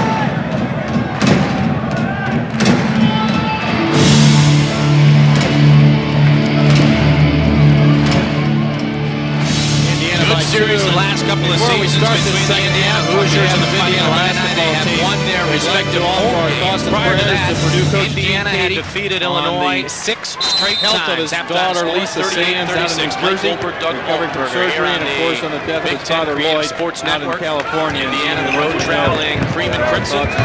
With you. Indiana starting off with the basketball. Now we're ready for a second half red action. Jerseys tonight. Indiana has it inside quickly. Patterson, and the rebound by Brian Notry. Good job done on the board so far, pretty even. Gandy, too strong. Gandy couldn't decide, I think, Doug, as the traveling was called against the Hoosiers, if he wanted to slam the ball or lay it in. Yeah, at first he went up to slam it, and then he almost lost his balance, and then tried to lay it in. What you want to do is either dunk it or use that backboard. He got sort of in between there, and a tough shot by Chris Keene. Richard Keene with just 5 points in the first half. Johnson turned it over to 20. Here is Keene on the left side. Keene from 18. A little more offensive here. Chris Gandy offensive rebound. We set that up with Notry. Notry went in there, then Lindemann or one of the backers had to seal him, and that left Gandy wide open on the weak side. Tied for the sixth time.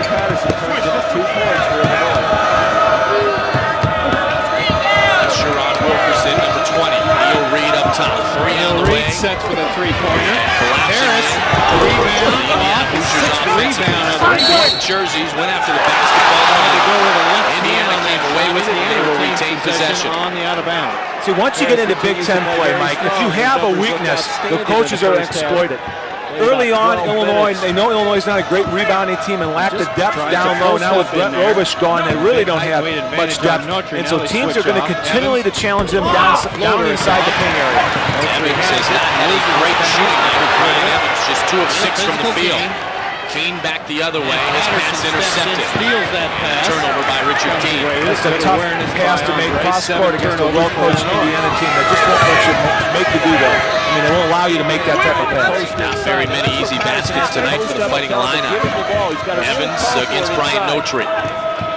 Patterson from the free throw line and then rims in and out. Just a little on that shot.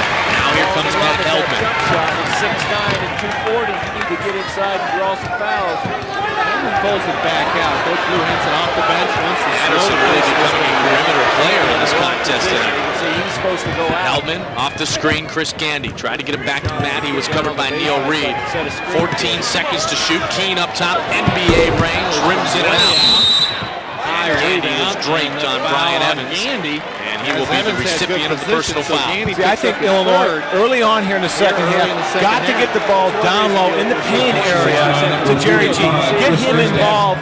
Make them respect your inside play, then that will open up the perimeter. Right now, we've sort of forgotten about him and forgotten about getting the ball inside, or have Notary go in there and drive and make something positive happen. Boba, Eric Harmon, Ron Grissom, the officials tonight. The A-team, as I call it. Misses, follows. Up strong, G reaches in on Andre Patterson. Jerry G will pick up his first. That foul is first, Eric Harmon. I mean, you could just see Indiana saying, okay, we missed some shots in the perimeter. Now we're going to get the ball down low. And you see Patterson using his quickness, spins right around G. Very rarely will you see a guy out-quick Jerry G like that. But Patterson has that ability. Also, he gets a chance to Andre score Patterson, one of 4 sophomores in the starting lineup for Bob Knight's team. And then of course, Alan Henderson has gone his career at Indiana upon completion, and Brian Evans is the offensive star this year. It has been a somewhat quiet night thus far for Brian Evans. Just 8 points in the contest, coming off an 18-point performance against Wisconsin, averaging over 20 a game in Big Ten Conference play. Now it is Notary. Notary up top against Bujanovic. He spins Notary tough move, and he will go to the line. Didn't make contact. Foul line number 85, Bujanovic. See, I think they could play a 2-man game. Put the ball up, Notary on the free throw line extended. Then you have G move along the baseline, try to get open so that when Notary slashes to the bucket and one of the big men come over to help, G has made himself available for that entry pass and he can go up strong. You know, Brian Notary, coming out of Simeon High School, was rated the best high school player in the state of Illinois. Scored 19 points in an all-star game down in Atlanta, and he has finally blossomed a bit. Remember last year, the frustration with the class they said was not able to be used, and so he got a late start to the season, and it seems recently Doug the Brian Notary coming into his own, doing a great job in Big Ten Conference play, 11 points tonight. Well, we talked to the coaching staff at the beginning of the year. They said, this guy is only going to get better with more and more playing time. And you see that now when the Big Ten started, he's starting, so they were exactly right. Tied at 39. Harris on the bench the entire way. Now it is Wilkerson up top for Indiana. We do expect Harris back this week sometime. Neil Reed off the dribble. Brings it down low. The foul will be called. And it's going to go against the Indiana Hoosiers. Well, I mean, it seems like they keep saying Brian Notary. Brian Notary just, I mean, he is everywhere. There he stepped in to take the charge. Both Heldman and Keene got hung up on the screen. Reed read that and went in there, but he went out of control. And when you do that, a well-coached defensive team will step in and take the charge like Illinois just did. Third personal on Neil Reed. Second half shooting. Indiana yet to hit a field goal. Illinois not much better. Goal. Now it is G. Trying to work around Neil Reed. 3 personals. Now Keene flips it inside. That's another turnover for Richard Keene. Keene with a fading jumper. And he is fouled. Wilkerson's going to draw the foul.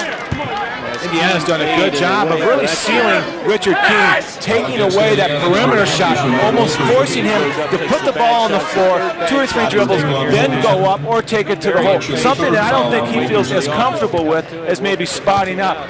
And that's what hurt them last year when they played here in Indiana, is that when Richard Keene got up there, he was hot from the 3-point line. Richard Keene looking for career point number 1,000. There it is, Richard Keene, 1,000 career points here at Illinois. Penetrate and dish out. When he has to create his own shots off the dribble, he's not going to shoot a very high percentage. And that's Richard joins a very impressive list. Of course, the all-time leading scorer here at Illinois, Deon Thomas. 17-14. So Richard Keene in the contest now with 7, 1,001 in his career. 207 3-point field goals. Slow second half start for Andre Indiana. Patterson to Brian Evans. Still looking for their first field goal. Evans wants to work Gandy on the baseline. Strong move by Brian Evans to the baseline. And he has 10. Chris has got to force him away from the baseline, back into the middle where he's got some help. You can't let your man beat you along the baseline. Illinois doesn't have any help on that from that angle. Good first step by Brian Notary. Illinois starting to get the ball inside. Notary has become offensive choice number 1 for Illinois. Up top, Brian Evans. Evans wants to work the dribble. Dishes it to Charlie Miller. Now Patterson tries to high. It's his 4th 3-pointer. That's the X factor right there, Doug. Because you do not expect Andre Patterson, 3 of 16 on the season, coming in from 3-point range to hit all 4 of his long-range attempts so far in the contest. Foul on Richard Keene. Charlie Miller. Richard getting a little frustrated. Again, hasn't been able to get the basketball in the scoring position. There he pushed off for the foul. Out on the floor, the 3-pointer by Andre Patterson gives Indiana the 1-point lead. 1-point lead. My daughter used to think fish just came from the supermarket. You know, my son used to wait for rainbows, but now we go looking for them. I know they learn all about the world in school, but now we can show it to them. Isn't it amazing how opening one door can open up so many others?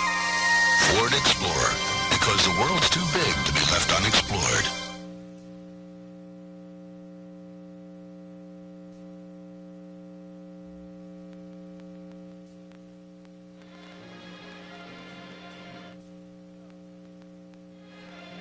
If you get a chance, Charlie Miller's got zeros based.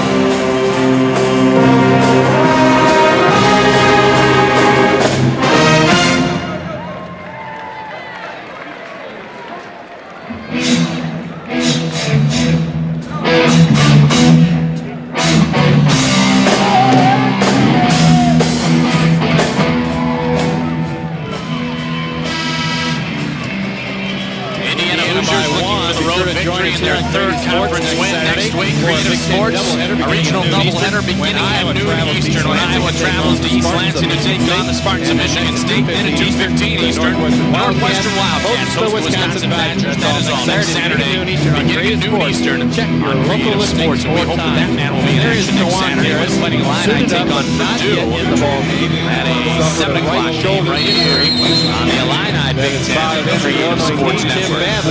Although they're right in this game, sits down. So it is Helbin on the floor with Notary, G, Blackwell, and Hester. Ewan Garris out with the short shoulder.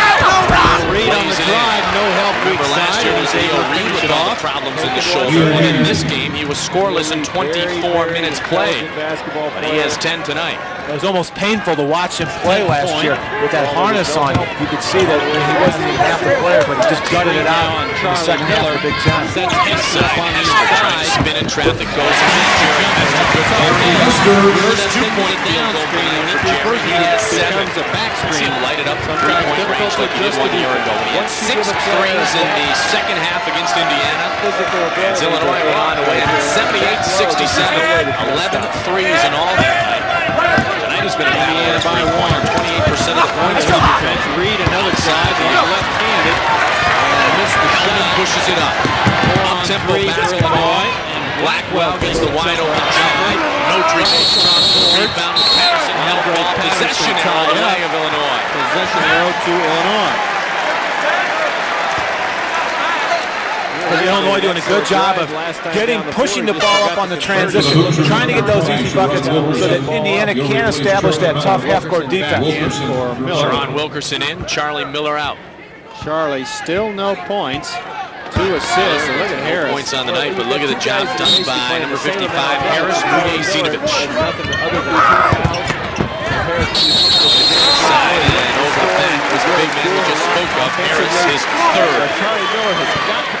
Indiana switched on there, and then Notre does a good job of reading that. Once your man switches, you turn back into the middle, pin your man on your hip. He did a good job. Here you'll see when you play man-to-man, it's tough. Indiana falls asleep on the out-of-bounds play. There's just no way. Blackwell does a good job of slashing to the bucket. Needs to position For an itself. open spot there. Again, that quickness for Illinois has really caused a lot of problems for Indiana. Have to make them throw it out front. Ryan Blackwell, 2 of 3 from the line tonight.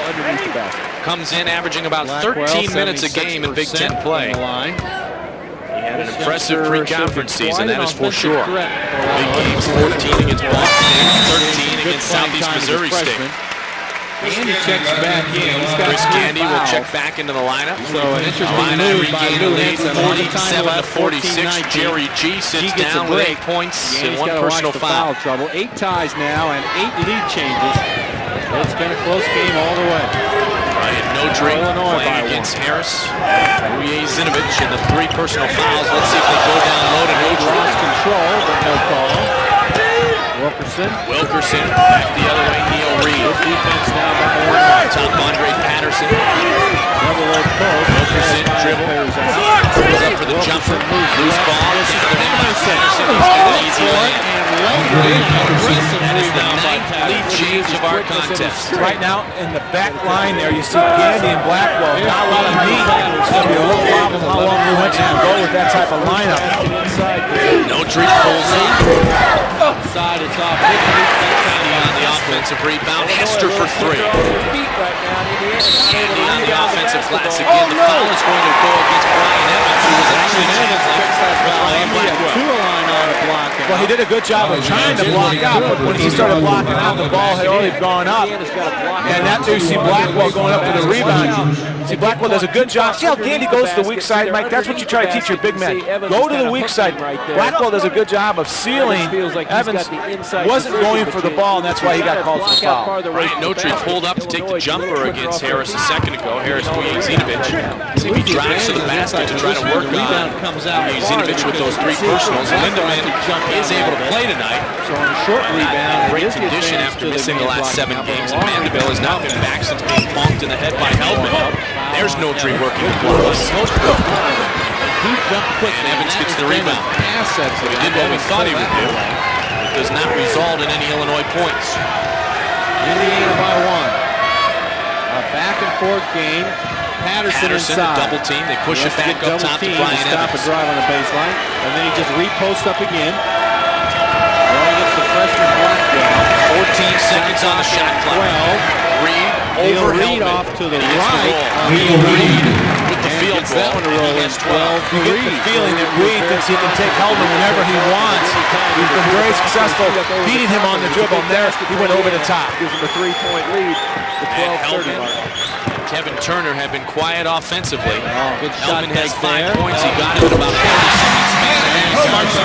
We were talking about Heldman is 7. Matt Heldman with the bucket. And it is a 1-point Indiana lead. 1-point game again. 3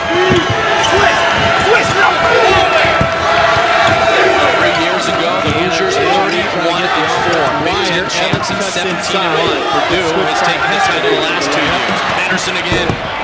Misses from long range. Easy rebound for Evans. Follow-up shot. Again, we're talking about taking those long shots versus, and then what happens, you get the long rebound. Illinois had 3 jerseys right in the paint area. But when you get that long rebound, you've got to get those guards on the line, around the free throw line for that long rebound. Illini hoping to avoid falling to 0-4 in the Big Ten for the first time since 1930-31. Blackwell with the air ball, and that'll send Lou Henson to grab Jerry Jean and sort of right back into the lineup. I'm just saying it does help you get a long rebound. Oh, Hellman with the steal on Neil Reed. 3-on-1 for the Illini. Hellman tried to flip it to Gandy. Good defensive play by Neil Reed. Not only did he force Hellman to score the points from the line, he stayed in that passing lane, and there was no easy basket for the Illini. Well, there's a little battle going on between these two guys.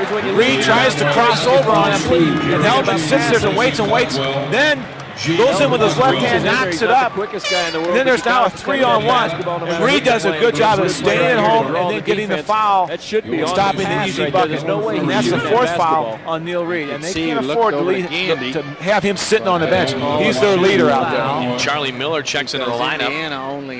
Scoreless so far in the contest. Heldman to shoot 2. Matt Heldman, an 81% free throw shooter. There you get a good look at Neil Reed, the sophomore.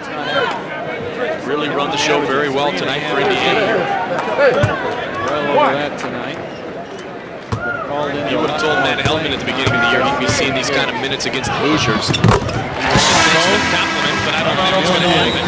But he has performed well this evening. Lou Henson. We have a 1-point game. Indiana leads 52-51.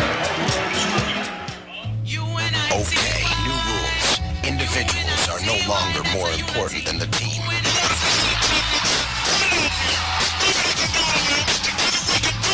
Sports magazines include more team photos. More game balls go to linemen. We all play more as a team. We pat someone on the butt when they fail and celebrate like madmen when they succeed. Starter, it's about me.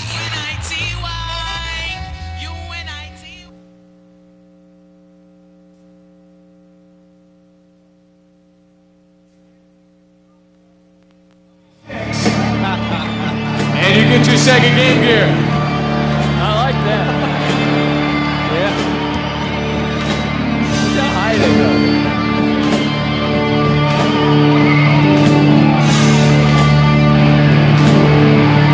We got about one more. Close game, you know it's going to go long. Lots of time. Thanks to American Software and Hardware Distributors for sponsoring Fighting Illini Athletics.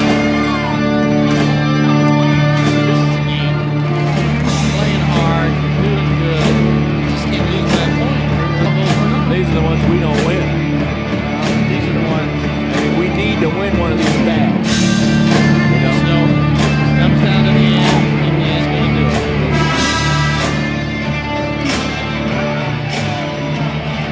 We've been back and forth. Mike Goldberg, Doug Goldberger back here at the Assembly Hall in Champaign. The Orange Crush. And the Illini students Bryce Holiday and Eric Force. As classes began, and Brett Robish was not in attendance. Brett Robish made a decision earlier this week. Obviously, he had given it some thought prior to that. He transferred to Oklahoma State.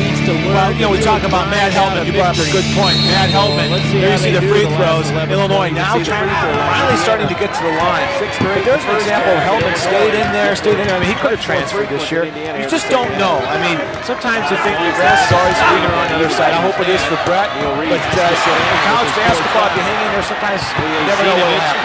Good battle underneath, and Indiana will go to the line. Trying to get that one up over the rim.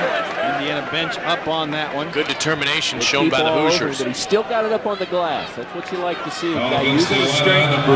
You look at Patterson here. I mean, he's a guy that in the next couple of years reminds me of a Ray Tolbert type player from Indiana. Very physical. I mean, a real specimen out there, athletic. I mean, can do it all. And what surprised me tonight is his ability to shoot on the perimeter, taking behind the three-point line.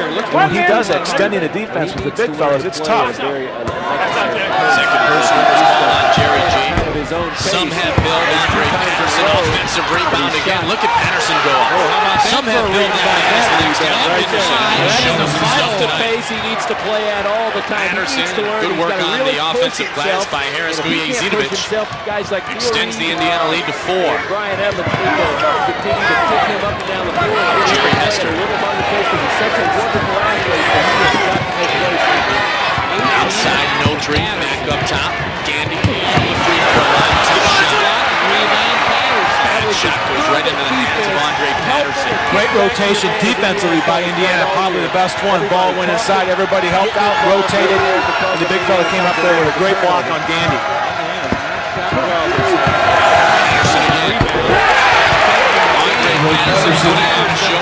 Another 2 points for Lou Henson, seen it out. Lou Henson wants the 22nd. This is a 22nd timeout called by Lou. Andre Patterson has been the story so far. Well, we talk about you got to put a body on this guy. Boom, takes it out of And what they're doing is, even though they put a body on them athletically, they're just so much bigger and stronger. Illinois having so much difficulty with that size. If Patterson comes around the backside and crashes the board, I mean, you're seeing a guy emerge tonight as one of the bigger players in the Big Ten. Last year in Bloomington, Alan Henderson had 34 points, and as I mentioned a moment ago, you can compare Andre Patterson's type of game to that one played by Alan Henderson, the standout in Indiana. Patterson, his career high is 26 points. He had that about a week and a half ago against the Ohio State Buckeyes. Also had a career high 13 rebounds that night. That reputation you get, It's one of the guys who's going to have to bang with him down low. Chris Gandy, the counterpart, wearing jersey number 45. Biggest win of the night for Indiana, 57-51, 6-point advantage. 10 minutes remains in regulation.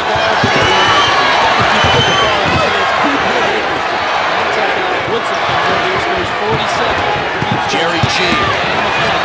Brings in and out. Gandy trying to follow G. Stripped the pass here out of Patterson's hands. Heads up play. Helton gets his man in the air. Throws up the jumper. Brings in and out. Rebound by Notri. Battling on the offensive glass. The Illini. I'll flip back out. They still got an easy shot though. They've got their hands on the ball. They've got to rip that ball away. This is an Illinois team that's being out-rebounded by their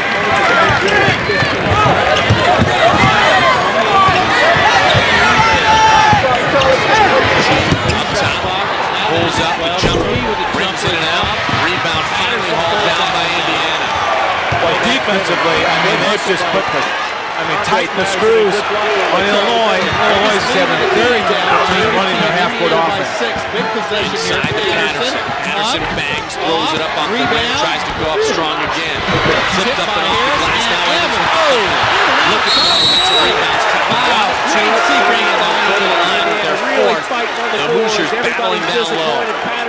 We talk about being 0-3 in a big game for Illinois, and really one of the reasons they're 0-3 is because defensively their rebounding has been a weakness for them all year.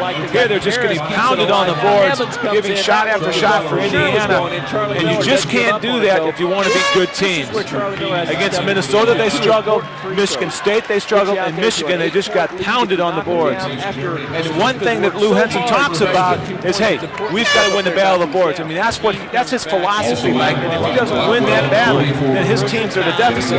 He was able to get by with that early in the season, December, when he was full court pressing and forcing a lot of turnover. Illinois has not scored a field goal in almost 4 minutes. Indiana rolls on. Charlie Miller, his first points of the night. Take a look at him, and it reminds some of you of Calvert Chaney, former All-American Player of the Year in collegiate basketball from Indiana.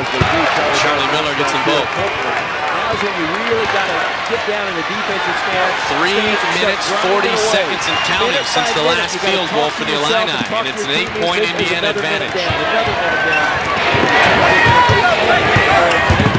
Notri himself will wave off the shot attempt, and Brian Notri will go to the line.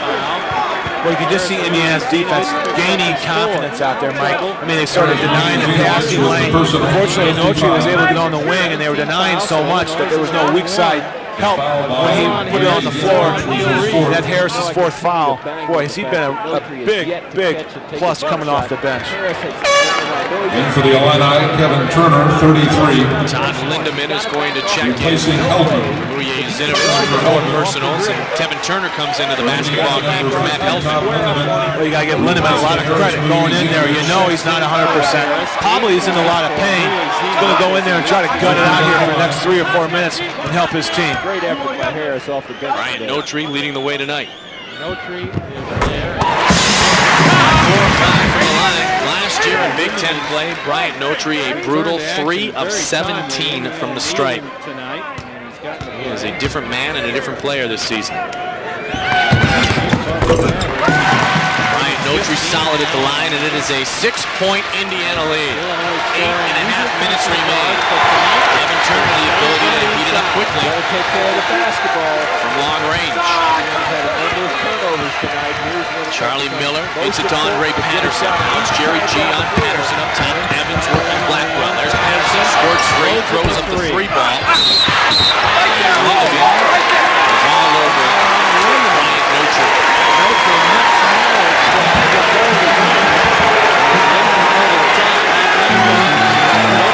There's a lot of contact down there. Let's take a look. Tracy Notary does a good job of blocking him out. There you see what happens when Lindemann gets called for because he's got his hands on the top of Notary. If he keeps his hands up high like we talk about, then there was no call. And that's what Patterson did, and that's what Harris did. They did a good job of pounding the boards, letting their body take the abuse instead of their hands. Now let's give Lindemann credit. I mean, he's playing on about 4 toes. I mean, the one toe is broken in a stress fracture, so he's out there struggling and trying to compete.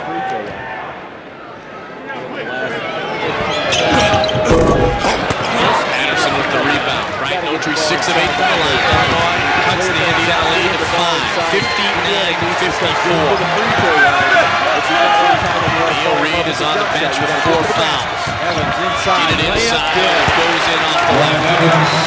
Ryan Evans with the bucket. Where Evans recognized that he had the young freshman on Blackwell. Really wanted the ball, showed himself, and then did a good spin move in the middle. Indiana had a rebound in the Illini over the last 4 minutes, about 11-2.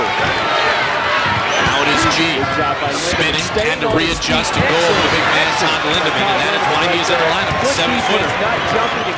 G couldn't make the tough shot. You're not going to beat Indiana defensively by making one pass and going up to shoot. It just won't happen. Pull it back out. Side Lindemann, Keene bangs it, and Todd Lindemann will go to the line. It seems like almost the size now is starting to wear down Illinois. I mean, you can almost see it. They're getting some easy buckets. There's not much left in the coffin right now. These guys are really battling hard. Here Lindemann does a good job. He stays, holds his ground, keeps his body there, makes G shoot over the top of him. They know G has a hard time doing that over bigger guys. Much needed timeout on the floor. Illinois needs to regroup. They trail 61-54. After these messages.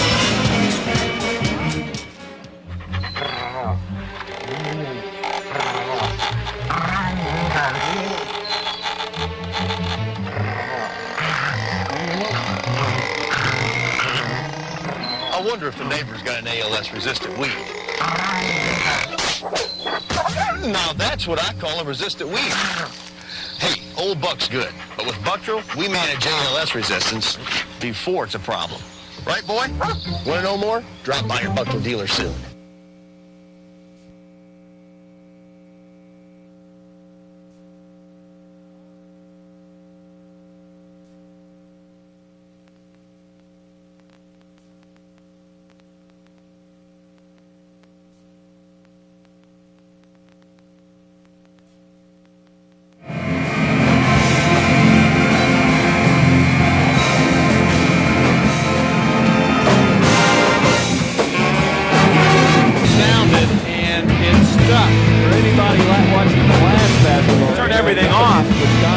Fortunately, they got the buzzer stopped, but no one knows what the score is. Maybe that's one way to stop Indiana right now. I'll tell you what, at least hold down what has been a good run by the Hoosiers. I told you earlier, Doug, your friend should not exit those doors here at the Assembly Hall that say buzzer will sound if you leave through this door. That's right. Well, I tell you, Indiana, in the second half, you see Knight made some adjustments. That's what makes him great. I mean, he said defensively, we got to make some changes. He did that, tightened down, and right now, Illinois needs a spark from somebody. They need to make some adjustments offensively. Someone's got to step up and make the big shots, whether that's Richard Keene, whether that's Hester, your leaders, your seniors, your juniors, the guys that have been in the wars. You can't expect help and the rest of the guys to the bench do it. It's got to come from the top. And right now, that's what Coach Enson's trying to do, get those guys going. Bob Knight with some extra time. Balanced scoring again. We talked about the balanced scoring for the Indiana Hoosiers. Look at what they did. 5 guys in double digits scoring wise. Brian Evans leading the way in their victory over Wisconsin.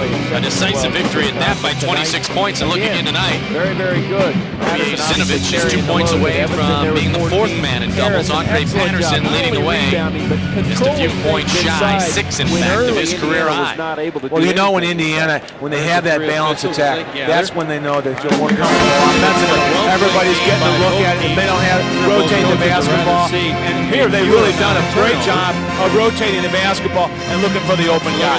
Illinois has just shot very poorly here in the second half, and Indiana has only gotten better. Indiana shooting very well for the contest, 64% in the second half, and the Fighting Illini fell into just 24% in this half and 36% for the game. We have a delay here at the Assembly Hall once again as they are trying to attend to the scoreboard. Again, during that all the timing clocks here in the building have gone dead, and they are getting out the manual 35-second shot clock.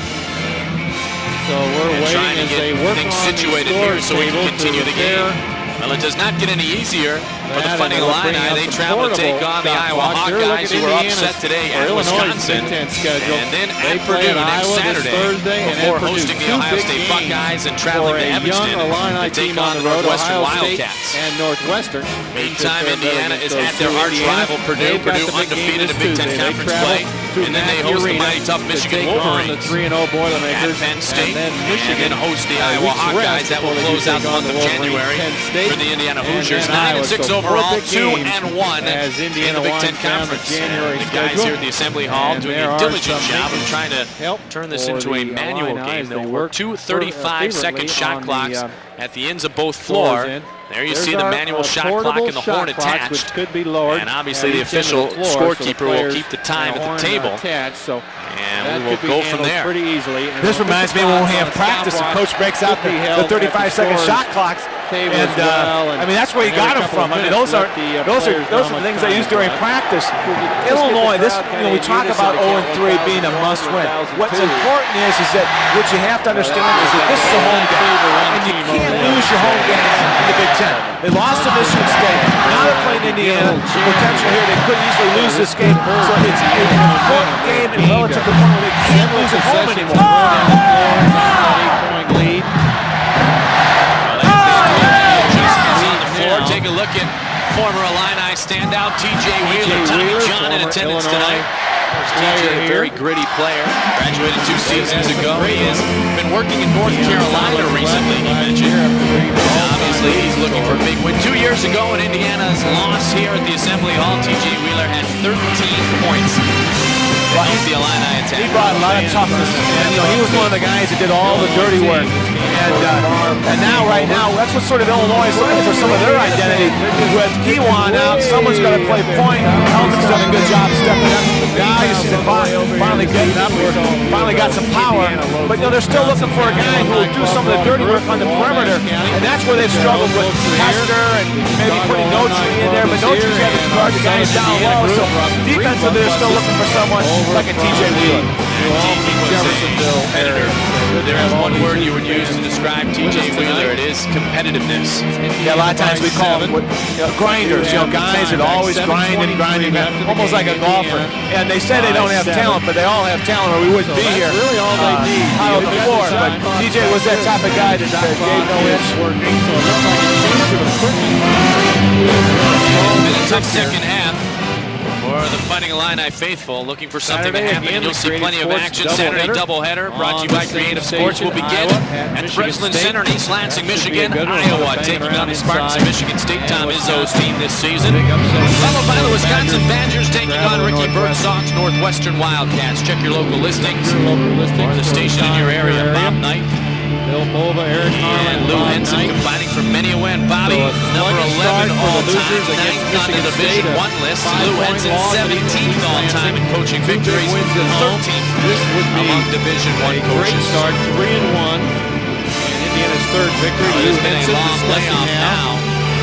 And this should the options. It looks like we're Illinois. ready It to certainly play. can't hurt them because Indiana had all the momentum as we went towards break. That's a great point, Mike. I mean, if you ever wanted to sort of slow somebody down, call a timeout. Well, they got better than that. They got like a 5-minute rain delay here. I mean, if any momentum they got going here, now Illinois is like, okay, let's try to figure this thing out. They've had time to recoup Patterson, Miller, Lindemann, make some adjustments. Let's see what they can do defensively and offensively. They've got to get somebody open. Someone's got to step up, make some big shots down the stretch here. Clocks are functioning properly. It is 61-54. Indiana, 7 minutes and 23 seconds remaining. Rain delay done. The duration was 9 minutes. Reed still on the bench, so Wilkerson works it to time. Miller will be the guard. Patience on Indiana. Jumper by Evans. Blackwell the rebound. Blackwell has Kevin Turner. Got a good shot. Brian Evans. Good look at the basket. Important possession here for the Fighting Illini, who have gone cold from the field. Take advantage of his quickness and get to the basket. 24% here in the second half.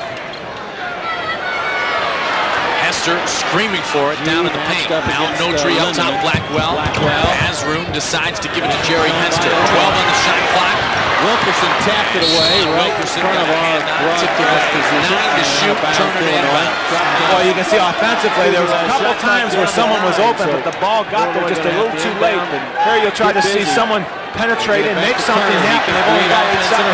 Here he comes. Kevin Turner takes it himself. Desperation three off the window. Rebound by Andre Patterson. Patterson, easy rebound. That's not the shot they were looking for. I mean, you've got to be a little bit more patient. You still had 8 seconds. Call foul on Jerry G on the other end of the Patterson floor. with 10 rebounds in the game. 1-1 situation. Forthcoming foul on Jerry G. Patterson. Against the Illini, number 32, Jerry G. 10 rebounds, 4 of them offensive. I don't know what happened down there, but that, I mean, more importantly, it wasn't a great foul. I mean, here you don't want to put Indiana on the foul line. You want to make them earn every shot that they take. He's long on that free throw.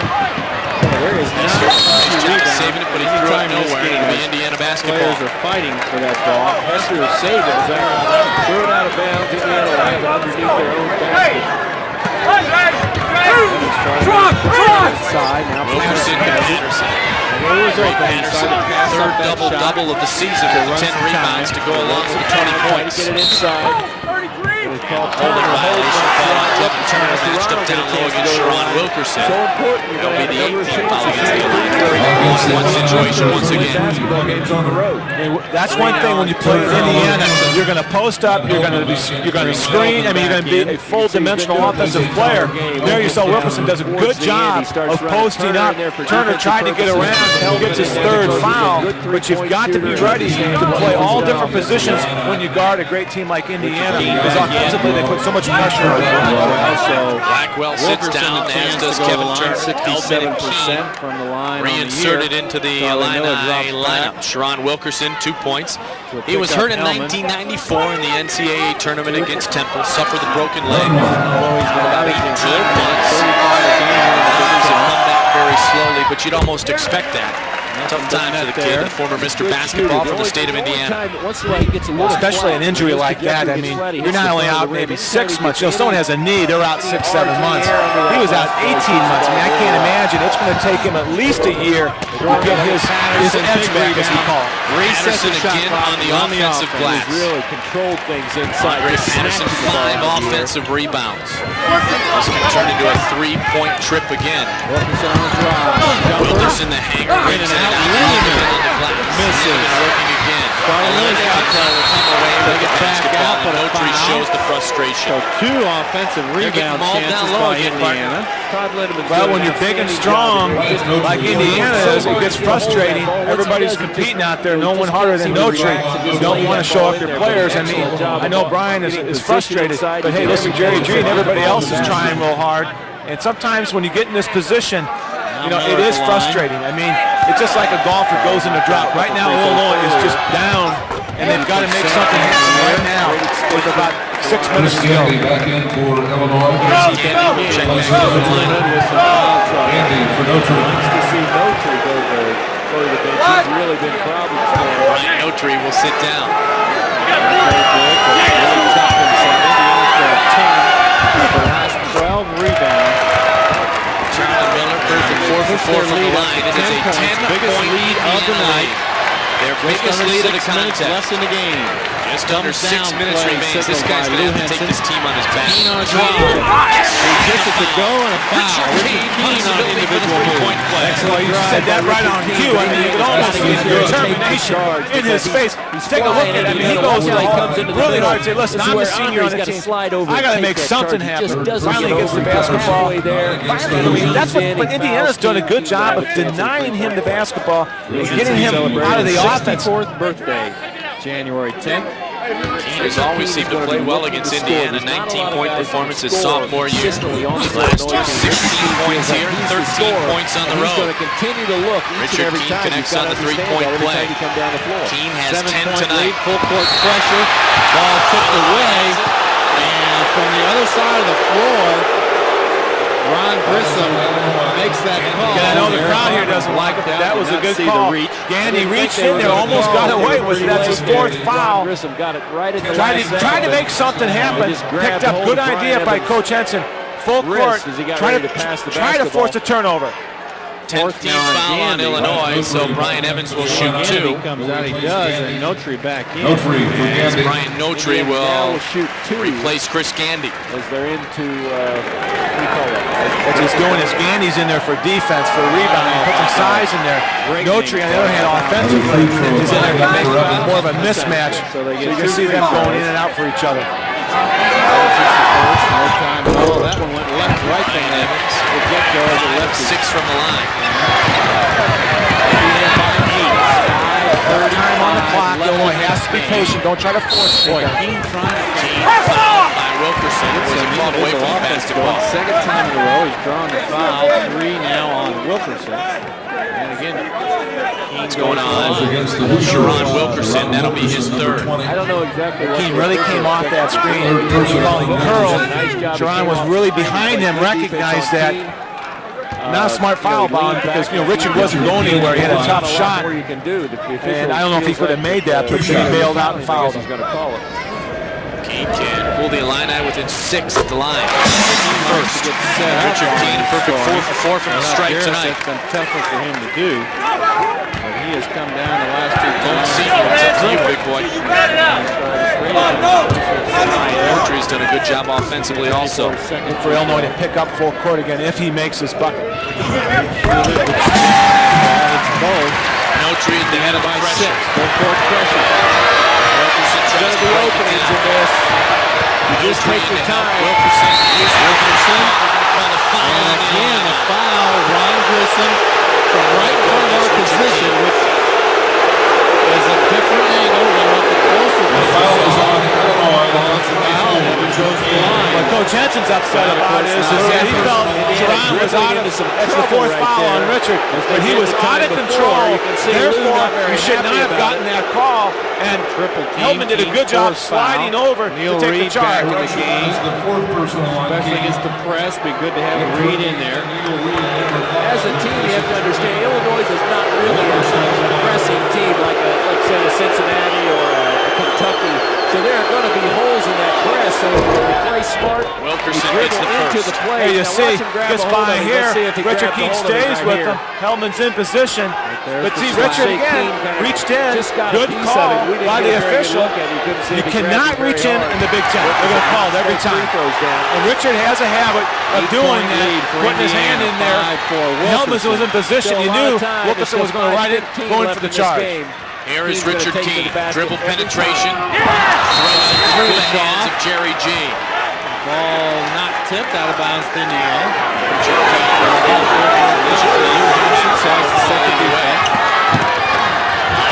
committing their 10th turnover of the contest. Broken open long, but seems to throw that pass and it comes right back. Last touch the hand of Brian Notary. The big smile on his face. Tried to pull one over on Eric Harmon. That wasn't happen very often. Both teams. Foul trouble in our contest. So the guys have 4. Keene, Turner, and Gandy for the fighting lineup.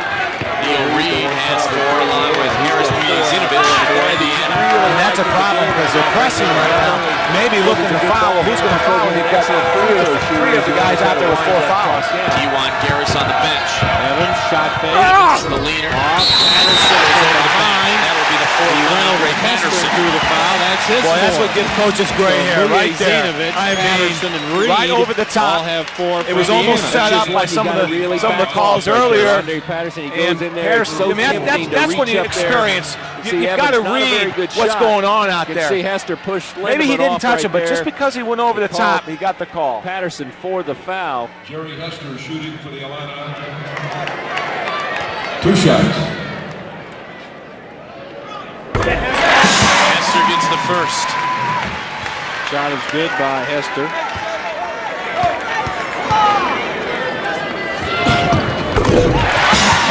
Hester gets them both. The lead now 6 points. Good trap by Illinois. Evans gets around it.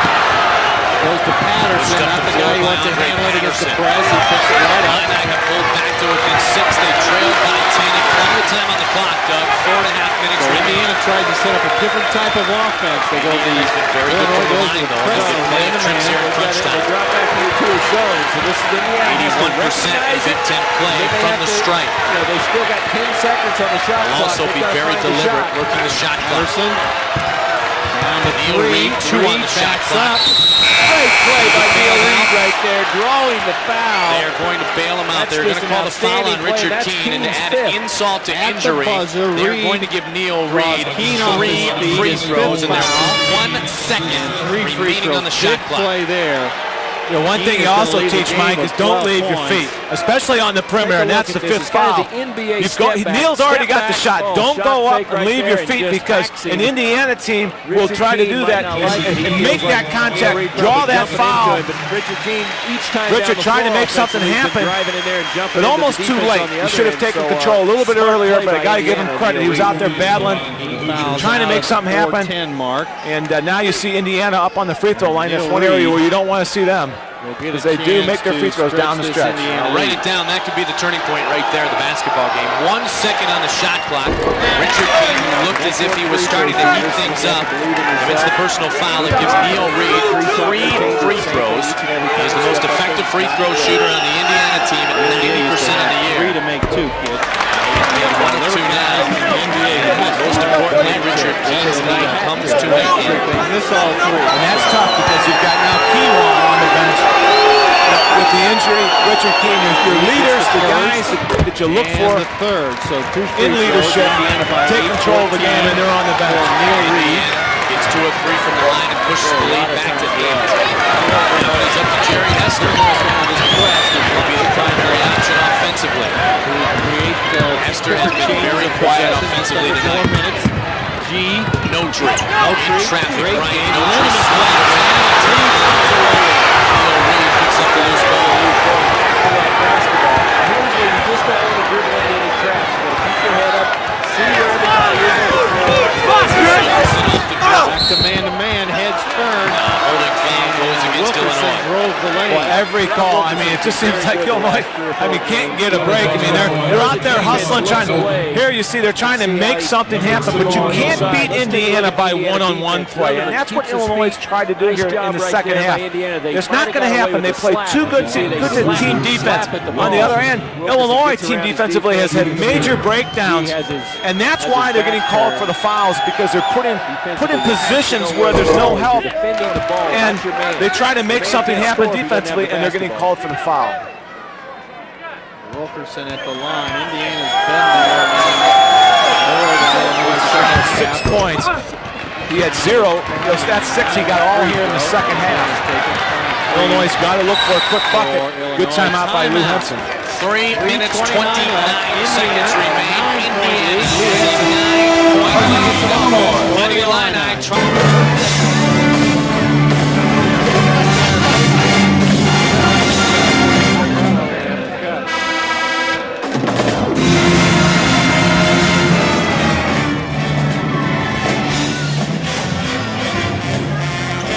during this worst start under Lou Henson in Big Ten Conference play, the Fighting Illini have shot just 38% from the field, 56% from the line, averaging 63 points a game. They're doing doing a great job from the line tonight. They've scored 61 points, but they are shooting only 36%. Yeah, they've only had one field goal in the last 9 minutes, so I mean they're just sort of self-destructing out there. It almost looks like they're like we talked about earlier. They're tired out there, and they're competing, but they're not able to just make the buckets in transition or push the ball up the court. This is not the same team that went to Hawaii before the first of the year. Turner for 3. Turner misses. Well short. Evans with the rebound. They are not the only team who has struggled since coming back from the tournament in Hawaii. Missouri has struggled a bit, as has Syracuse. Neil Reed now works it to Brian Evans. He flips it to Thomas. The traveling violation caused a big penalty. Yeah, we talked about them being on the road during that span. I think that hurt them because usually you have a week to prepare for the Big Ten, and that's very important. It sort of establishes yourself. They never got any of that practice time, and right now they're just seeming to struggle offensively. They don't have any rhythm. Turner off top, Pastor. 3 short. 3 air ball. Air ball, Indiana basketball. Well, from December 19th through the upcoming January 20th date, the Fighting Illini will have played, Doug, 11 games, 2 at home, 9 on the road. Wilkerson calls timeout. Timeout called by Indiana. Of those 31 days, 21 will have been spent traveling or in a hotel room with 7 different hotels. By the time these days are done, the Illini will have flown approximately 10,400 plus miles and bussed over 1,000. So there you have it right there. It has been a tough time. Michigan State a tough time, but the Michigan Wolverines about 9-11 conference titles, 3 national championships. Charlie Miller, number 3, has replaced Lindemann. And his team leads by 9 with we're ready to go. Under 3 minutes remaining. Richard with the inbounds pass. Again, it's fouled out of the contest. And slapped away, but Hellman picks up another.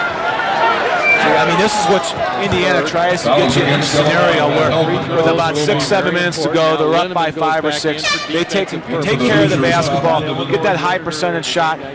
Before they even had the shot clock, they really aired it out. But now with the shot clock, they don't have that luxury. And they've really taken care of the basketball. They had 9 turnovers in the first half. Here in the second half, they've only had 5 turnovers, and Illinois has been pressing them. So they've done a good job of taking care of the basketball. You got to give them a lot of credit. Defensively, they came out and just shut Illinois down. Offensively, Illinois couldn't respond and didn't shoot well at all here in the last 10 minutes. And that's really that's where the game was. I mean, right there, they just established themselves. You could see defensively they're gaining that confidence. Good on the second. Sherron Wilkerson, 5 of 8 strike, back to a 10-point Indiana lead. Run it right up your back every time. Hellman thinking about the 3, tough lead. Play Neil Reed did. Look at Matt Hellman, good effort by Hellman.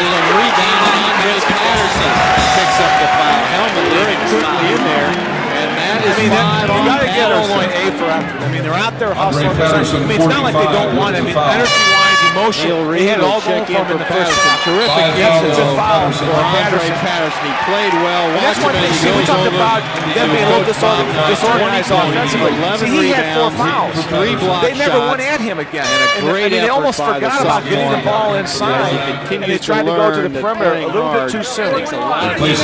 Double for Andre Patterson. Jerry G sits down. Chris Gandy checks back in. 2 shots. 20 points, 11 rebounds for Andre Patterson. Heldman to shoot 2. He gets the first. Enjoy the atmosphere as they come out here. Lock out.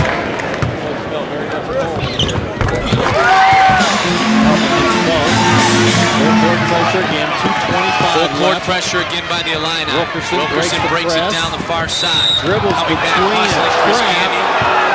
He gets picked up again. with his That's a 5th tough personal, play and that there. will end the night for number 45 in the white. And then tries to change direction of that dribble. Gandy picks Against that the one up. Illini, Chris Gandy, 45. Like flies now. This time it's Gandy 5 fouls on Gandy. 21 left. There's 2 points. 4 rebounds to go with those 2 points. We talk about rebounding. Indiana has out-rebounded Illinois by 42 to 34 margin. which is, believe it or not, an improvement based on the first 3 games that they played in the Big Ten. Coming in Big Ten Conference play, the Fighting Illini were a negative 14 on the rebound margin. They got rebounded by their opponents 43 to 29. I bet if we look back, I can promise you this, I bet that is probably the worst margin that he's ever had as a coach at Illinois. He's never been out-rebounded at Illinois. He's always took a lot of pride in that. And I know right now he's just struggling trying to find somebody out there who can provide some rebounding. Such a promising pre-conference. Impressive wins over Duke, Missouri, Cal, even NC State and Hawaii, but things have gone bad quickly for the Fighting Illini. In Indiana, strong performance tonight. Heldman calls the timeout. 2:17 remains. Illinois trails by 9. Bob Knight has 2:17 left. Between 60 and 69 points. They're 8-0 when scoring between 80 and 89. The offense just hasn't been there tonight. Part of that is because they can't get any second chance points. They're giving Indiana a lot more possessions, and they're not able to play up tempo anymore. Well, let's see if they can knock down a 3, maybe have some remote chance of staying in here and make something happen at the end. Now there's the guy to do it, Kevin Turner. And Notre tries the rebound. Battle on the board and out of bounds off. Like you talked about it, what a promising month of December they had. There's such a fine line that in college basketball, execution, and they've really struggled executing here in the Big Ten. Not shooting well, shooting below 40%. That's a formula for defeat. It's just not being able to convert from the perimeter, and then down low they seem not to get. They seem to lose themselves a little bit. Forget about G and the rest of those guys getting the ball down in the paint area. Blackwell picks up the personal. We'll walk it down the floor once again. Lou Henson's team tonight, just 3 of 14 from long range. Been moving up and down the floor, jumping well. Last year in victory, they had 11 three-point field goals. In fact, in 1994 down in Bloomington, school record 13 trays made. And a lot of it is because this man is out of the lineup, not just the three-point shooting, but the emotion and the leadership. Missed tonight for Kewan Garris. Moves up now to 11. Missed the Michigan game. Lindemann hits did not play a full game against Michigan State or Minnesota. Blackwell that's way off. 3. That one's off. So this is the lowest amount of three-point field goals made this year in a single game by the Fighting Illini. Now 20%. Heldman finally forces the turnover. Can the Illini convert? The numbers, they go to Turner. Hand of Lindemann. It looks like Sherron Wilkerson went down hard after that last play. They'll bring the Indiana staff back to the floor. Eric Harmon calls timeout, and Tim Garl comes out. Let's see what happened. After the pass, he got poked in the eye. You'll see here in the replay. Look at Charlie Miller. They do a good job of collapsing on him. You don't get a chance Comes to see by. Right there, he coughs it up. Slapped right there in the eye is what happened. He got slapped. I don't know who hit him in the eye there, but Coach is not Coach Knight came all the way out to check on Sherron Wilkerson. Took the opportunity to have a discussion with Eric Harmon, and a timeout is called by the Indiana Hoosiers. The crowd thinks he's over there complaining. He's just basically asking if they have to take him out. We will take that timeout along with Indiana with 1:34 remaining.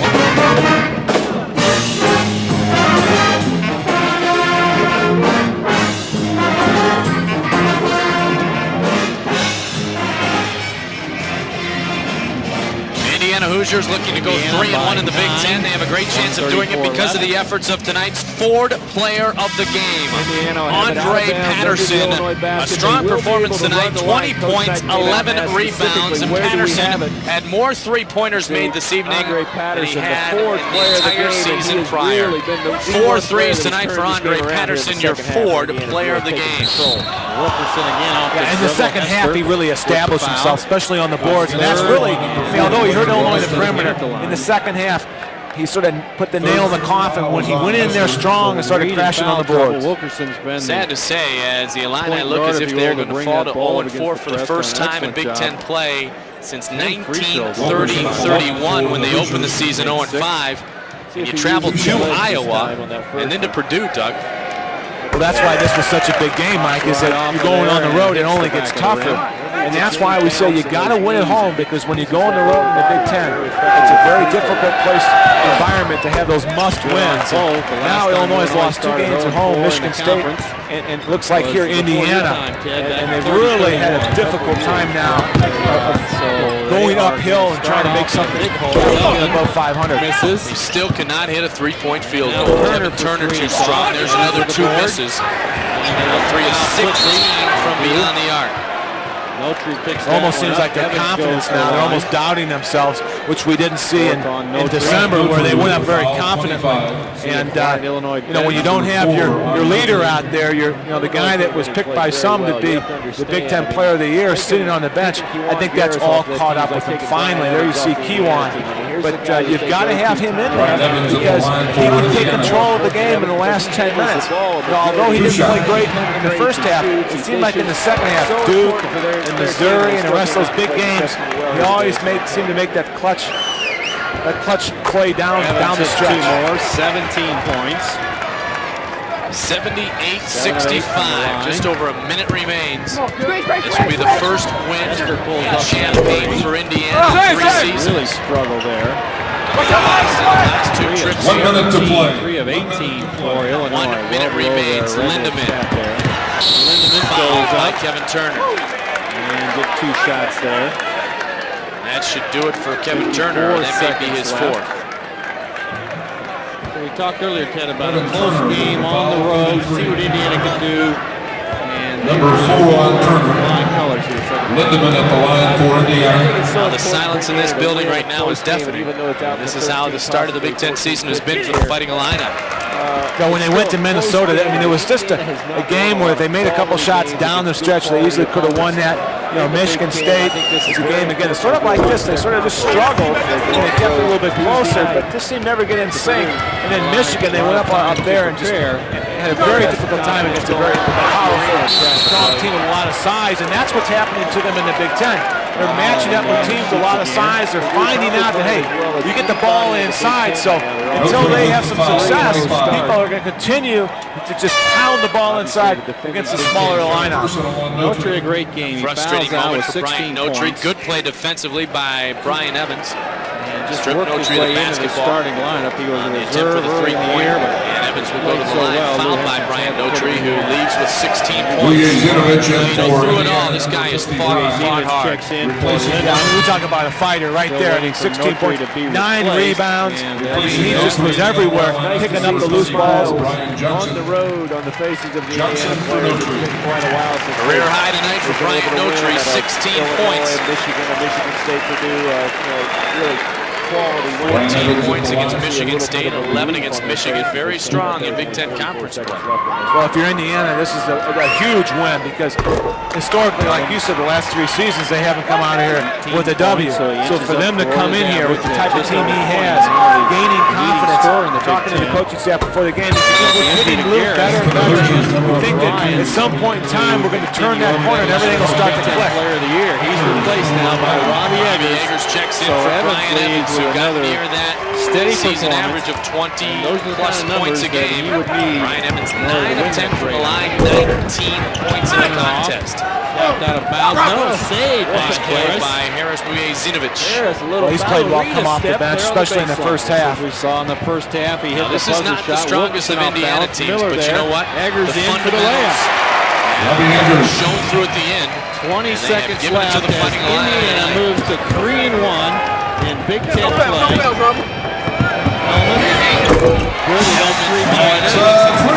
Much too little, too late. Left, long pass now as Miller's Here wide comes open. Charlie Miller. Get hurt.